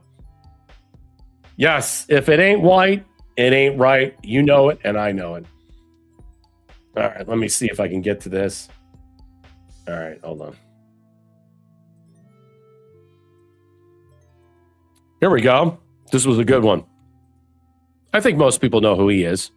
Puts this up, says this. This is talking about need to ask what's yourself this going question on and really try to with Great Britain, Europe, and a lot of different things. But the way this discussion is being, let's just put it out there. Listen to what he has to say about this and explain this about this is not just the Muslim scam, the third world scam, the migrant scam, and also to deal with the people that are so pernicious enough to sell you the lies even more through the brown and black culture. Listen to what he has to say. Act like a nigger, you're a damn nigger. Exactly, Darla L. That's the whole premise, okay? What a nigger means is that you're a criminal. You're a thug. That's all it means. I mean, it's a synonym of you're a criminal.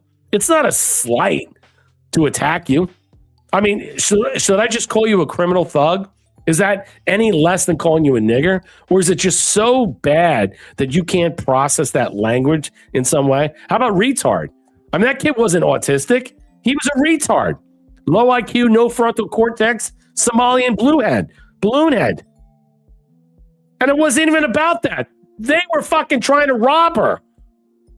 The whole thing was a setup, an orchestrated setup. But now we're getting what? We're going to get an appeal. And I can't wait. When that appeal comes back, saying nigger, it's not a problem. It's going to be all over. It's going to be all over the place. You know, billboards say it. Say it, motherfucker. Say it. You're going to enjoy it. You're going to laugh. We're going to have fucking drinks over it. You know, I'm going to smoke my cigar. And you know what? They'll make cigars called niggers. It'll be such a novelty now that the name will not have any meaning, have any weight. It won't carry anything with it. It'll just become another point in the lexicon. Do you get it? Do you understand it? Do you know where that's being defined? That's it.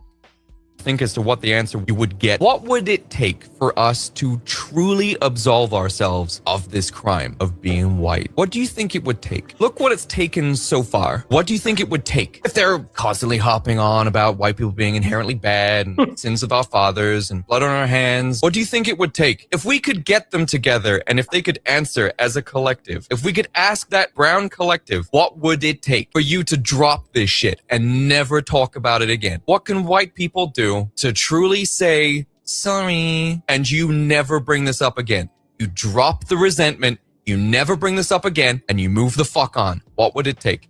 And if you don't think it's total, utter fucking annihilation, then you're an idiot. There is no sum of money. There is no benevolence. There is no sharing of wealth, of land, of resources. There is no cultural celebrations that we can throw in their honor. There's no apology that could be written, spoken. There's not a single thing that we can do as a culture, as a race, as ethnicities, that we can do to say sorry to these people. What they want is for us dead and for them to keep everything that we made. That's what they want. So save your breath. Don't bother apologizing. Nope. Don't bother trying to signal your virtues to these people. See, I'll apologize to you because you deserve it, especially when the show is fucked up. But I won't apologize to what he's saying to those people. It is virtue signaling. Never cow to these people. Never, never, never. They don't care. They are opportunistic savages. They will see this weakness as an opportunity to get something. Leverage! There is nothing we can do. Nothing. So don't waste your fucking breath. Look what we've done already, okay? Look where she is, for example. Look what we've done for these ungrateful fucks. Look what we've done for them already. And look how they're still talking. Look at the bullshit. They still talk. How much more they think they're still owed. Don't waste your time. Whether you're nice to them or you're mean to them, they will think of you the same way they do now. Bingo. That's exactly it. Do you really care? Do you really care what when you call someone a nigger, you think they what it matters to them? They still hate you. They'll fucking snatch your life from you for a reason. That's why you do call them that. All right? It's not going to change anything. There's not going to be some Jedi mind trick to undo their feelings and sentiment towards you. You can't do it. It's just built into their culture. It's anesthetized with them. There's no walking away. It's not having this virtue signaling feelings. Hey, how you doing? What's going on? Fuck you. I don't want to talk to you. Fuck off. Don't talk to me. I won't talk to you. Just avoid certain people. Avoid certain subjects. No. Just stay out of my lane. Stay out of my way, and I'll stay out of yours. Don't try to rob me, grift and graft off me, and I'll show you this. This is what's going all over the place. Apparently, there's this other black man who's a nigger. He's grifting. He's stealing. A nagger, as you guys like to say. A black male who's a convicted felon, a nigger, impersonates Shyla Hendricks, the white blonde, for what? Online donations. And he just what? He just can't wait to go back to prison for wire fraud. So this guy, he's out there, I'll show you the video, he's bragging. He's like, yeah. And people are sending him money left and right, impersonating her. Locked in for 9 months. So far, it's changing my life. So this guy was grifting and grafting, pretending to be Shiloh Hendricks while people were donating to her. Remember, she had got up to $600,000 in donations. But the argument was that a lot of that money didn't go to her. It went to people like that. Okay? And you wonder why we call these people up. Think about Carmelo Anthony, who that guy is going to get another trial. Can you believe that? Less than 2 months, the guy's going to get another trial. I'm going to tell you something right now. All right? So if this other trial with Carmelo Anthony, he's going to get here in another trial and think that this jury's, it's just too much water under the bridge. At this time, why don't you just wait? But imagine he gets off. If I'm the father, I'm hunting that motherfucker. If I'm the father, I kill him. Oh, yeah. Chop him up in pieces, throw him into the ocean. Who gives a fuck? But again, these are the same people who would kill you in a second, just like he killed his son. No quarter, nothing. Look at this monkey. Hendricks has been identified as Jamal Lewis of Indianapolis, Indiana. Oh, Jamal Lewis. What a great black name. Here we go. Here it is. Someone come dig me up. Oh, yeah. If I call on Megan right now, they picking up. Hey, Shiloh. Hey. I'm scared. Yeah, you can't hate these people more than I do. I bet you do. I bet you do. This is why I don't want to be around these people. But there you go. And there you go. And I'm the racist. I'm not committing wire fraud. I'm not committing all this criminal activity. But it's okay. It's okay. You know why it's okay? Because it's okay. Because it's acceptable. No, it's not acceptable. And we're turning the tide of what's acceptable or not. The bottom line is they will yield. And if they don't, you know what to do. Same city that prosecuted Shiloh Hendricks, that's the blonde woman that got convicted for a slur, for saying nigger. A Rochester man was given 180 days in jail for raping girls. The victims were between 4 and 9. So this monkey was raping 4 and 9-year-olds and only given 180 days from the same prosecutor, okay, in the same district. You tell me we don't live in a racist country where they're targeting white people, white Christians, white women, white men. Look at that. Yeah, there's something wrong with the black man. There's always been something wrong with the black man. Always. Our culture has embraced it, has endured it, has sacrificed it. It's all problematic. Yep. Let me show you this right now. Here it is. Amuse puts this out. Look at to the judge. Look at to the prosecutor. This is what we're talking about. Somali justice, the Minnesota judge who sentenced Shyla Hendricks for using a racial slur against a Somali man was what? Following and filming her and her daughter at the playground, received a longer jail sentence and stiffer penalties than multiple child sex offenders appearing before her. Wow. That's disgusting. That's absolutely disgusting. It's embarrassing, but that's the world we live in. You could see the game that is rigged. You could see how disgusting this was, how appalling. I just say right now, what is reprehensible is that when an appeals court hears this case, it's going to be overturned. I mean, free speech, be damned. Free speech, be damned.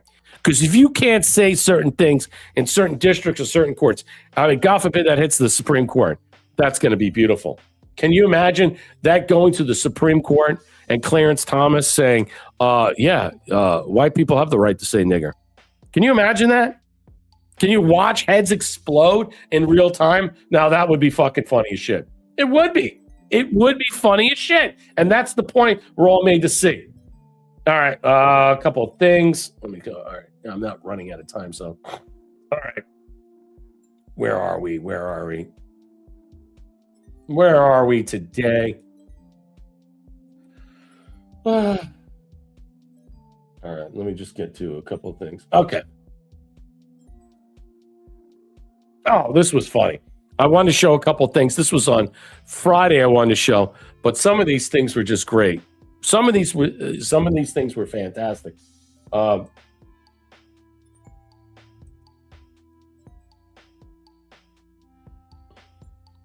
See, this is where we're getting to. This is what I'm talking about. Free speech. What's up, one thing? Thank you for the cam. This is what I'm talking about. So LGBTQers are melting down over the new billboard in Lima, Ohio, that says no child has two dads or no child has two moms. No, no child does, and I don't believe in adoption for two dads or two moms. No, you should not be allowed to adopt a child. Absolutely not. When 33% of the homosexual community, okay, in the gay pride community are rapists or sodomites. No, sorry. Disgusting. LGBT community complains that they're being targeted, claiming sign is hateful. The billboard is attributed to the organization Before Us, a global movement defending children's right to their mother and father. Absolutely. It just makes me sad that this country's come to this. This billboard on Elida Road near East Road shows the message in rainbow colors from the organization. I'm telling you, the next billboard's going to say, "We hate niggers." That's coming. That's coming. You will see billboards that say we hate niggers. Yeah, that's coming. Once the Supreme Court or some appeals court handles this and this goes up, you'll see it. We hate niggers. That's coming. It will come out. Then Before Us, and says no child has two moms. No child has two dads. And what bothers me about it is a child that sees this sign and either asks their parent and gets either the hate-filled version, or they have to be explained to why people feel this way. And children have enough issues that they have to deal with. Given a candidate for Ohio House District 78. Too fucking bad. Explain to your children why that is. Explain to understanding what's a mommy, what's a daddy. Remember, the same people that are pushing the lie that men can have children and women can have penises? Yeah, the inversion conversion theory. This is why shit has to be fucking told to our children, because they're going in school and classes to teach the opposite. That your two daddies can breastfeed you, or your two mommies can do this and do that. I don't care about this administration and their support to homosexuality and LGBTQ or whatever. And I know they don't support transgenderism. He pushes back at LGBT, but the homosexuality thing. What did Patton say? Let God sort them, kill them all. Let God sort them out. Yeah, I'm kind of in that partition. I'm not really worried about it. Not part of my thinking and stuff like that. Now, I don't want Muslim people just running over people because they hate them because of Christians or their sexuality or their stuff like that. I'm not saying murder them in some way, but we're dealing with so much social anxiety, and you don't need to convolute it and make it even worse than what it is. That's the point. That's the premise of that. And you got some fucking guy that's running for Congress saying, "Wow, this billboard's offensive." Wait till you see a billboard that actually tells the truth.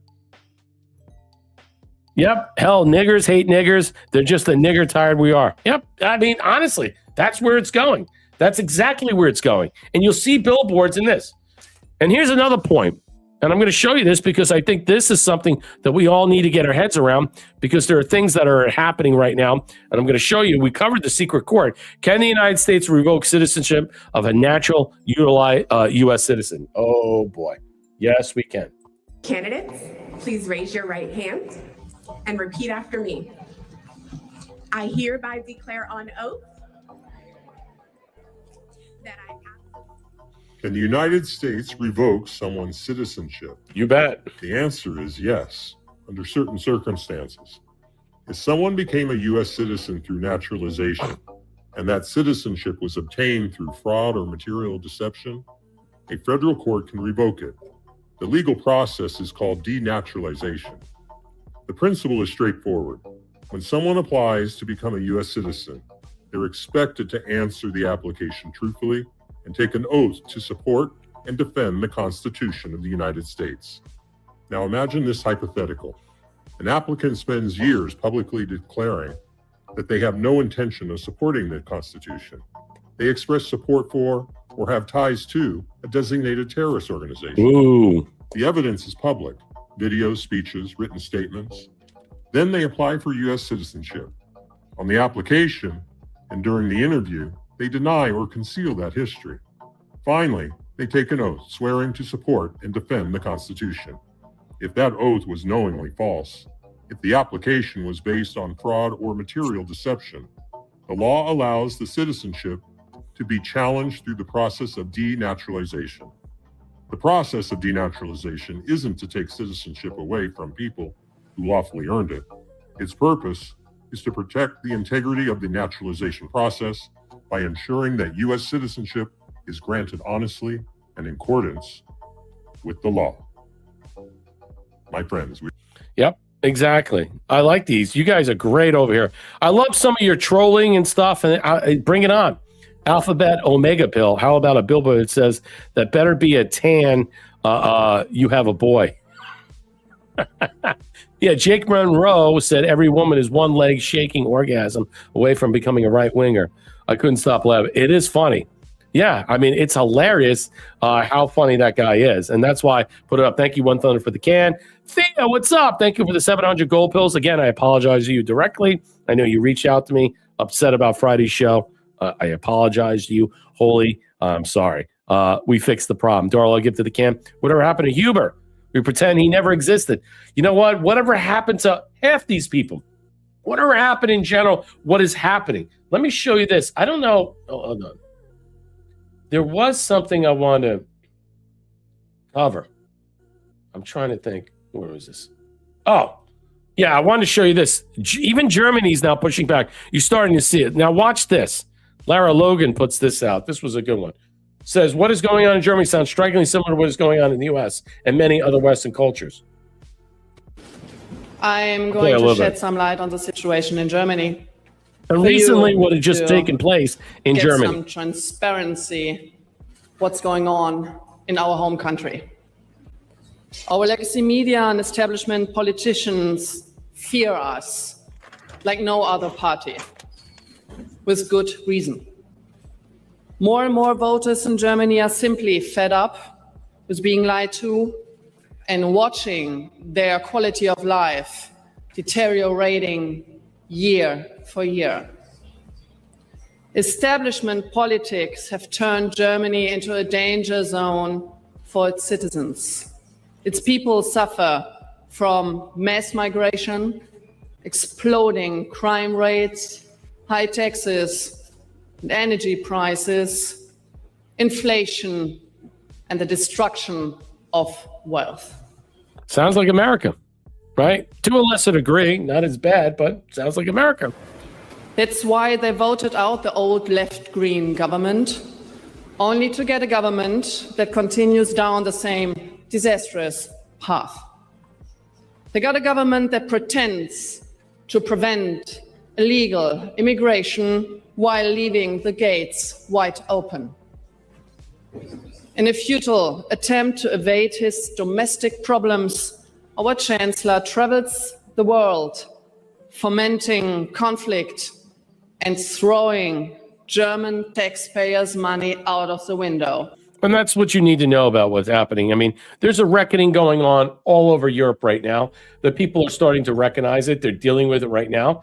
You'll probably see a civil war in many different, let's just say, areas or pockets inside the European continent. I wouldn't be surprised if it happens. You might see mini crusades that pop up, whether in Great Britain or in Germany or in Italy. It should happen. It probably will happen.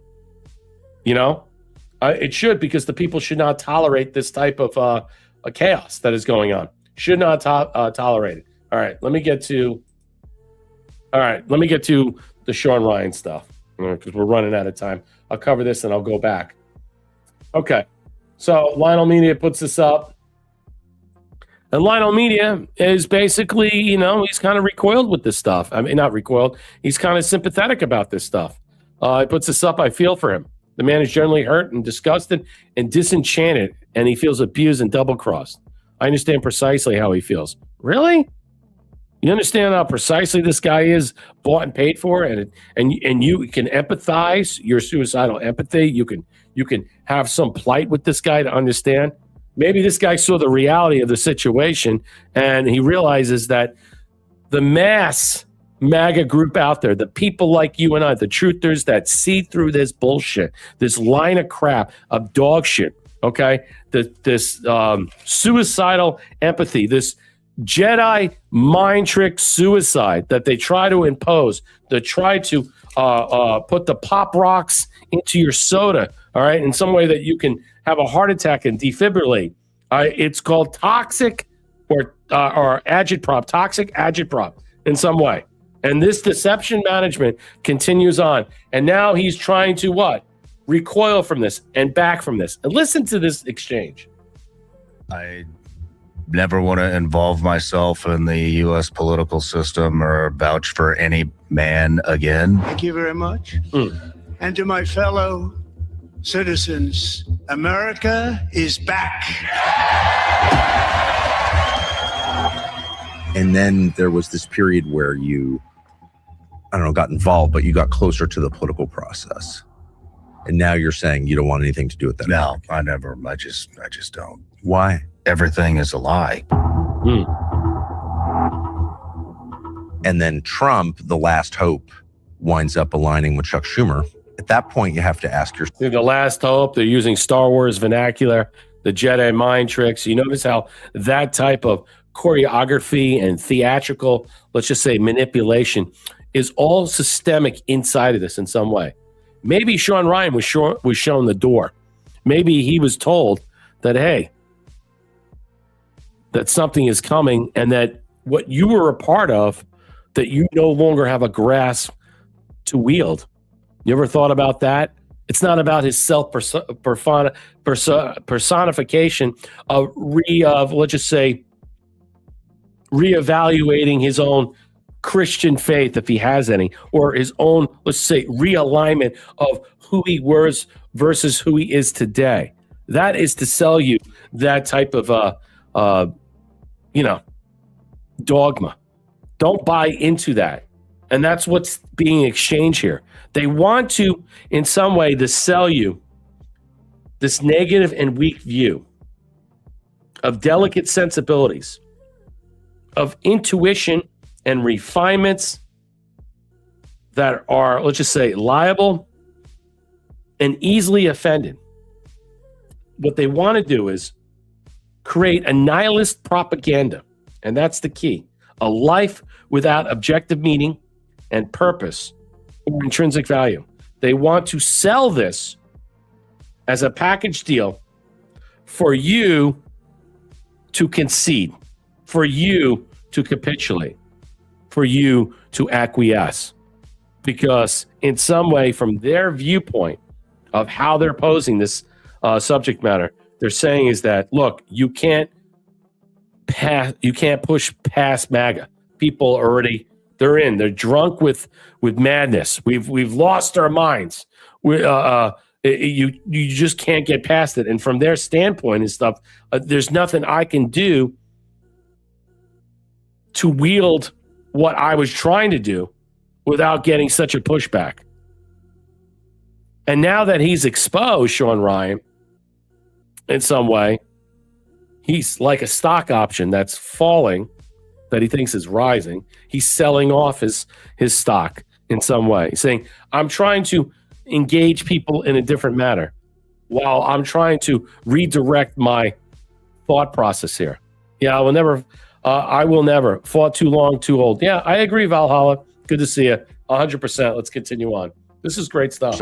Is there a political solution to the problems that we have?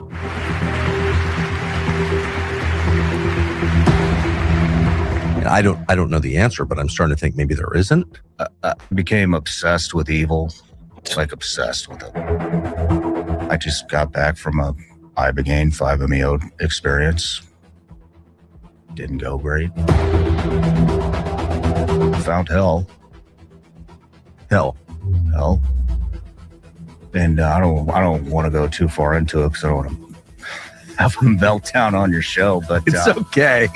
This is what it's like on the receiving end. I interviewed this guy, Pete Blaber. Have you heard of Pete Blaber? No. Pete Blaber was a colonel over at Delta. They sent him some imagery, and Pete said, I don't want to hear what you guys think this stuff is. Me and my guys will figure it out. We'll get it back to you, and then you'll have an unbiased. We don't want to be swayed. This decontamination truck looks a hell of a lot like every water truck we've seen driving around in Iraq. And if you were driving 40 miles out into the middle of the desert to a place that doesn't have any water, wouldn't you take a water truck with you? And he goes, next thing, these air purification systems, doesn't that look like the same thing we got on top of our buildings, an HVAC system? What Delta, arguably the best special operations unit in the world came up with that's a water truck, huge water truck, because they're in the middle of the desert and they need water. And that big air filtration unit on the roof is an air conditioner. Because they're in the desert. And the sentry guard outside is dude taking a piss. And he sent it in, and they totally discarded everything and launched the invasion. Everything is a lie. Everything you fucking know is a lie. Everything you think you know, everything in the history books, it's all. Look, I'm not going to disagree with what he's saying. 9/11's a lie. Iraq, Afghanistan, a lot of JFK, RFK, MLK, all of it's a lie. Even the information that we got doesn't disprove anything, doesn't give you the answer, doesn't find your way. Only Jesus Christ is the way and the truth. Remember that. So while we live in Satan's world, okay, expect that the lies will continue on, the fabrications. Expect that the perception management, how repulsive and reprehensible it is, will continue on. But he's coming from a certain, let's just say, weak-minded view. And that's why I use the term that, how the Jedi power somehow convinced this guy or refined his judgments. I don't even know if they did, but something that he's trying to find, at least that's what he's suggesting. He's utilizing this in one manner to suggest that I have to figure this out because nothing is going to happen. And the only thing that's going to change is not the powers that be, the information that's out there. And I have to find a way around this. Okay, because he's sold on the idea that nothing will get better. It's completely irredeemable, and that no matter that Trump's in here or not, that we're still stuck in the same predicament, and we've lost. I don't believe that at all. I don't have a defeatist attitude. Yes, I know the things bother me. I question things. We are nowhere near what Joe Biden was the last 5 years. We were nowhere near what Barack Obama was or George Bush was. And no uncertainty. There is no way you can make that comparison. Are things better in a lot of different ways? What are we seeing? Are we trying to, in some way, redefine MAGA? Is he trying to redefine MAGA for us? But there are many people that are trying to redefine all this stuff. And you know what? You should not walk away with questioning and not dignifying yourself with trying to find an answer, trying to figure out in some way. But what he is selling is weak. He's selling this contemptible, weak-minded, foolish attitude that it's over and that there's nothing going to happen, crowd, is we're just doomed. And that, to me, I just, you know what? I'm just, again, I am a half-full guy. I am not a doomer, and I hate this type of rhetoric. I really do. And you know what? You shouldn't do a podcast anymore, bro. You shouldn't. You should just dip out. You made your bones. You made all this stuff. Maybe you don't like being called out. Maybe you're uncomfortable about all this stuff. But the way I see it now and stuff, whatever you're trying to sell, it's even worse than what people were buying before. All fucking lies. If there are supernatural forces that are evil acting on people, which there are, and I've experienced them personally. I do believe that. Then that's proof of God. It's not faith to me anymore. It's fact. It is 100% fact. So when you look ahead, you became one of the most successful people in this business, amazingly. The Sean Ryan Show is the #1 podcast in the world as of October 2nd, 2024. So there's only one truth. I'm just not really interested in anything else anymore because it's all garbage. It's that, black book right behind you, the Holy Bible. That's the one truth. That's it. Did you know that there were supernatural forces, demons that could act on people? Did you grow up knowing that? Did you think about that? I definitely didn't grow up knowing that. Your wife said that God is always talking to you, but you don't hear it because you're distracted. Do you think that's true? Yeah. That I let all the praise and all that get to me. The idea that you know stuff that civilians don't know, that's a kind of arrogance and lie. Yeah. And then I think it happened again. I got too wrapped up in it. Yeah, we've all been there. So is he admitting that his own fame and fortune has overtaken his sensibilities, has controlled him in such a way that he lost perspective? Is that what he's saying? And that everything that has overshadowed his, his reality of the situation, now he's walking away. Do you believe that he's really searching for that intrinsic value? To me, Tucker and Sean Ryan were guys I looked up to, Valhalla. Well, I did like Tucker Carlson.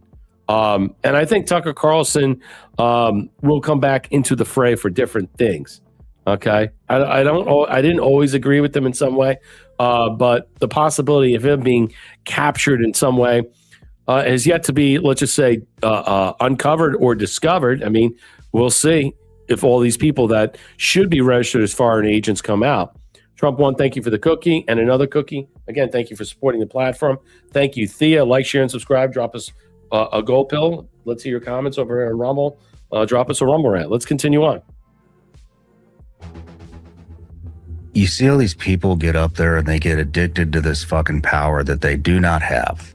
Right. And it's like you think you're so powerful. But you can't even smart. You can't even say what's on your mind. Like, you're powerless. You have. So is he basically saying that people that we see that are the faces of these agencies really are rudderless and powerless?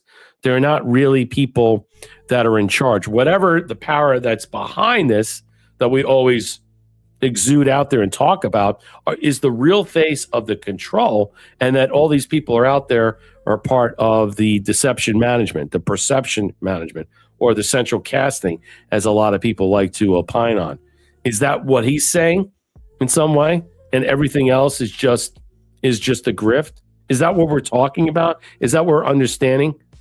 So let me ask you a question. As he's pointing out, do you believe Kash Patel has any real power? I mean, he's the director of the FBI, as we know it, as we understand it.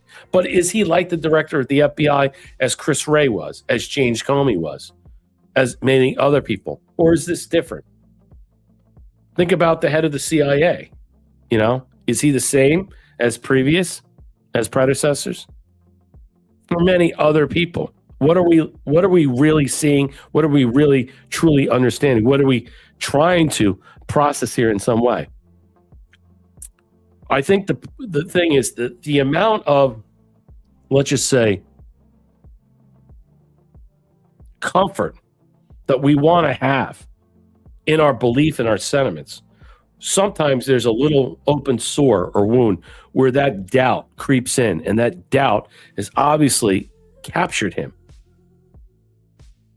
And that agitprop that he's now being pushed or afforded to push in some way to sell you that, that slow death, that it's nothing's going to work, it doesn't matter. It's that empathy, that suicidal empathy, murderous empathy that just destroys your inner soul. We're all living with all this stuff. I mean, there are certain things I agree with what he's talking about. We all live with this. We all understand what we're facing, what we're dealing with in our own lives on a daily basis. We're also understanding what we fight for and what we push back. Okay? But, I never heard Jesus Christ or any of his disciples ever say, give up and surrender. So, I mean, when you want to manifest this guy's sentiments as, something that's like, ooh, I can wrap myself around it. Think twice about that. Think about where he's coming from. Do you want to be this guy? I don't want to be this guy. I don't care how rich and famous he is. I don't want to be any of these people. I'm very comfortable about being who I am, as you should be yourselves. And that's the problem with these people. They're selling dogma, okay? That's in a fucking brown paper bag that's mixed with dog shit, and they're lighting on fire and throwing it at you. And they're laughing at you simultaneously. No fucking power. Because they can't say what they really think. Yeah, they can't say what they won't even stand up for what they believe in, man. Like, look at the shit that's happening. You really? Because they're saying they're controlled by Israel. That's the bottom line. That's the great Satan. That's what they're trying to say. The underscoring of all that is we're controlled by Israel, and no matter what we do or say, it's never going to get better. That's their point. Gonna sit here and tell me the fucking country's going great while the president of the United States kids are buying private islands with bunkers? Right now, I'm working with my husband. We have this 1,400-acre island in the Mediterranean. They're hiding the full picture of the Epstein files. They're hiding the full picture of everything. The Iran war. Like, is anybody over there talking about the petrodollar? No. Is anybody talking about the schizophrenic leadership that we're dealing with right now? Like this shit with Canada? Like, could you imagine doing business with the U.S.? It's a very, very big part of our plan. We had tremendous success in our first term. Of course, who doesn't want more knowledge? Isn't the whole point of this business to find out how things work? I don't want any part of that anymore either. So you're describing the phone as actively evil. I mean, that's what you're saying. Yeah. I mean, one person showed me, what is that? It's an apple. Yeah, with one bite out of it. Adam and Eve didn't get ejected from the garden because of their ignorance, but because of their knowledge. Aha! The more you know, the more you basically can figure it out on your own. Now, again, I don't know what they're trying to sell there. Fear porn, doom and gloom. I have no idea. Maybe they're trying to embrace a different type of reality that they're selling on, that we're losing it every moment, and that our support for Donald Trump was a big mistake, and that he's backdooring us into a cancer. That's what they're trying to say. I don't buy that at all. I don't believe it at all. I haven't seen that at all. I have questions about a lot of things. Okay? And I'm patient to understand, to figure it out. But I'm not going to run to their side just because they're not able to answer their own queries. Why did they even podcast? Well, I mean, honestly, if you can't talk to, I understand you want to talk to your podcast with people that support you at a certain level. You want to express to them the way you feel about how things are. Well, what you're not doing is giving them guidance. You're affording them a lack of hope. An idea that, look, everything that I thought doesn't matter. Everything that you thought doesn't matter. It's over.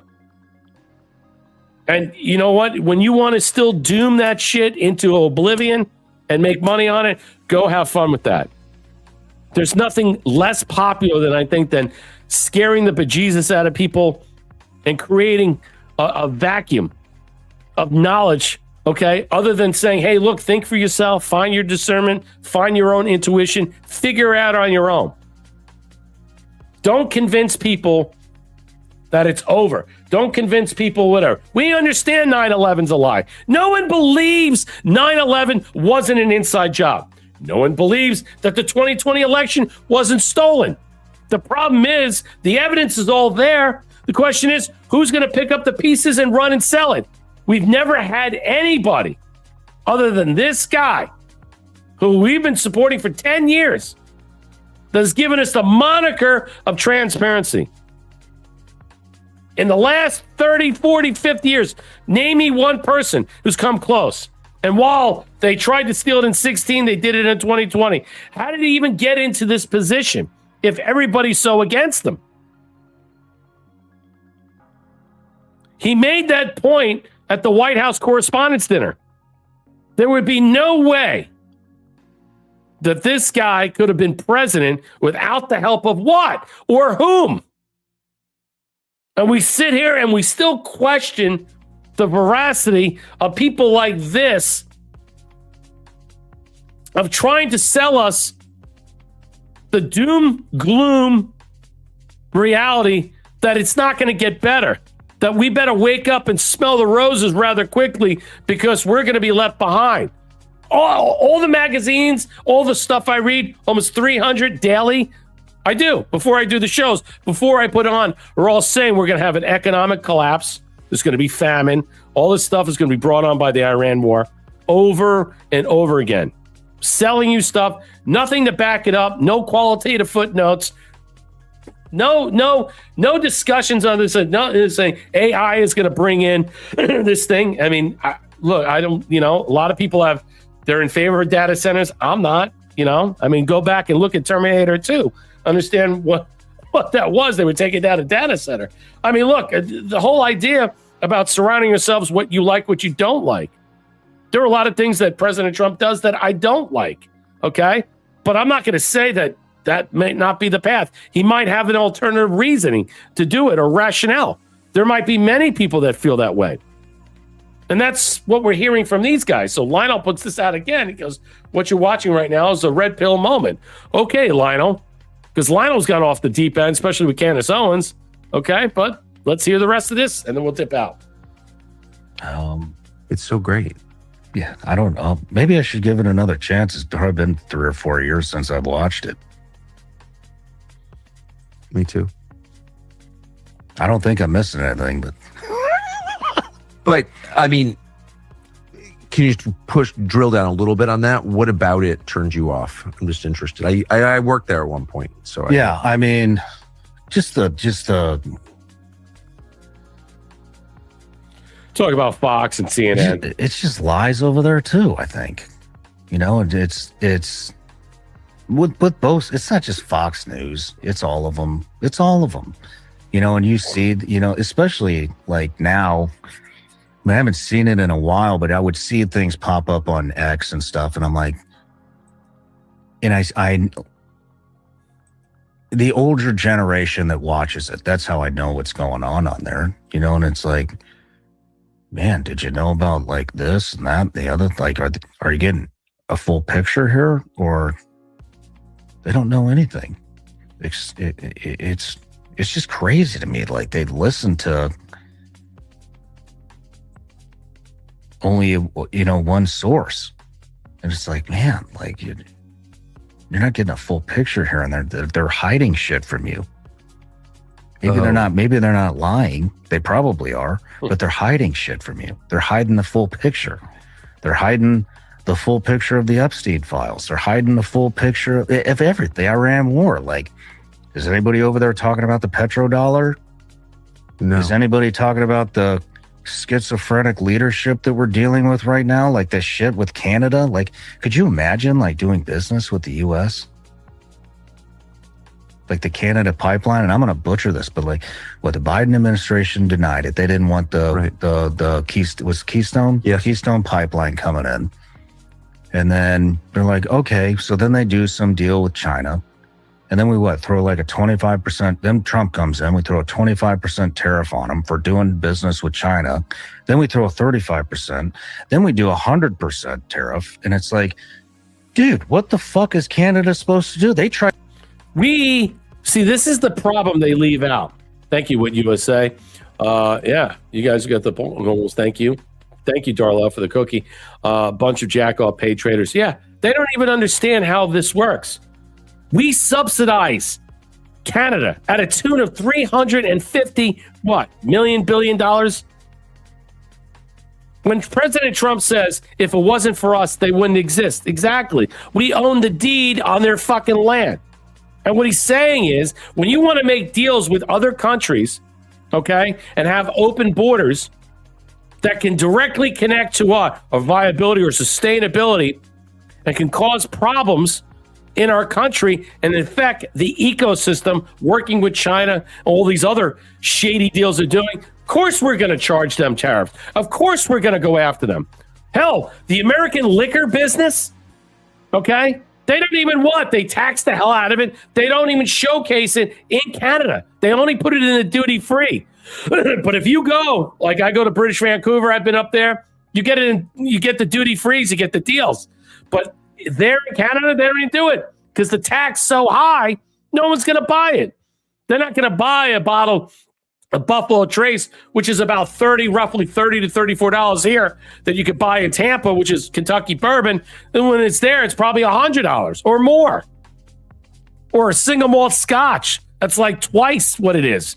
The point is that American products are doubly and triply tariffed to no end. They don't share in working with us on a commerce basis. So when this fucking fool says our schizophrenic economic system, what in the hell are you talking about?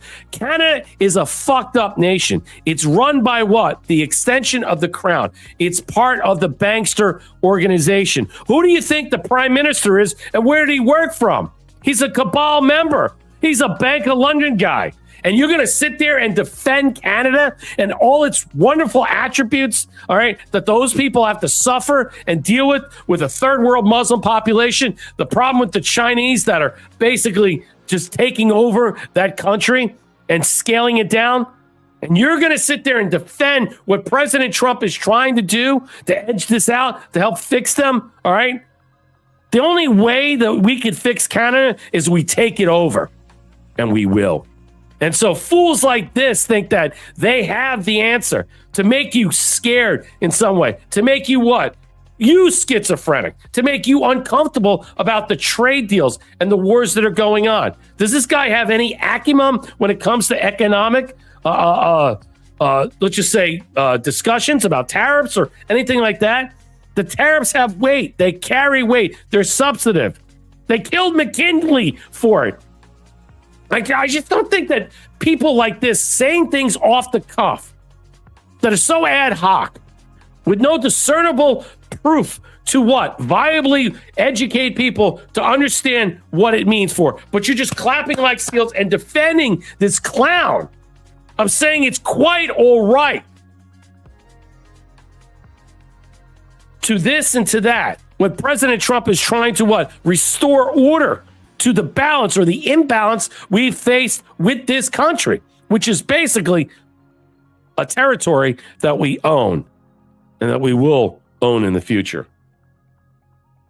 Tried to pipe it right into the Midwest. We denied it. Now you're gonna put 100% tariff on them for making a deal with somebody else that they offered us at the beginning.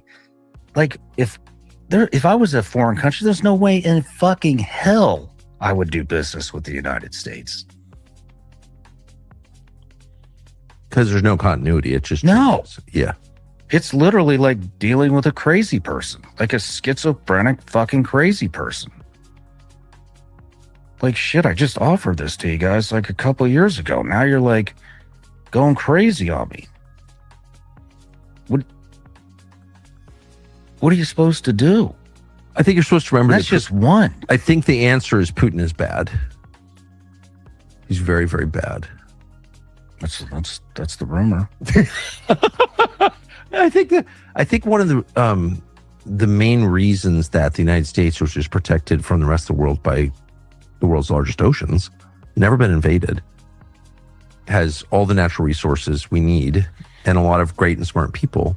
The whole reason that we've been perpetually at war, really since 1917, is because identifying a foreign threat or foreign enemy or something to worry about far away removes attention from our own bad leadership. It's a way of like our leaders to be like, okay, you're right, but Putin. But honestly, the problem is Putin or Hitler, who's been dead for 85 years or whatever. I mean, it's like, I have to tell you though, to go from Canada to talk about Putin, I understand that they're mocking, and because yes, I agree. The media blames him, the EU blames Putin, all of them blame Putin and Russia, and yeah, it is embarrassing or Hitler in some way what they're saying, and I agree with that. They do. They don't focus on the real architects that are inside our country or outside this country that have been there for over 100 years, doing business of what? Controlling the world. And now it's breaking. It's breaking right in front of you. But to suggest in some way to say, I think that's really insane. Yeah, Hitler was in Germany and not in Russia. I know they're talking about this in some way. But the idea that they lost the topic on talking about schizophrenic deals regarding, the oil from Canada, working with China, and all these different things, just stay out of that world. Stay out of that realm. You have no idea what you're talking about. And then you want to go on and say, look, the only way we're going to win this Iran war is that we have to invade. All right. I mean, the idea is like we're stuck in this quagmire and we got to invade. That's not true. And they're pushing this forever war to what? Cripple us in the midterms. That's the bottom line. That's what they're trying to do.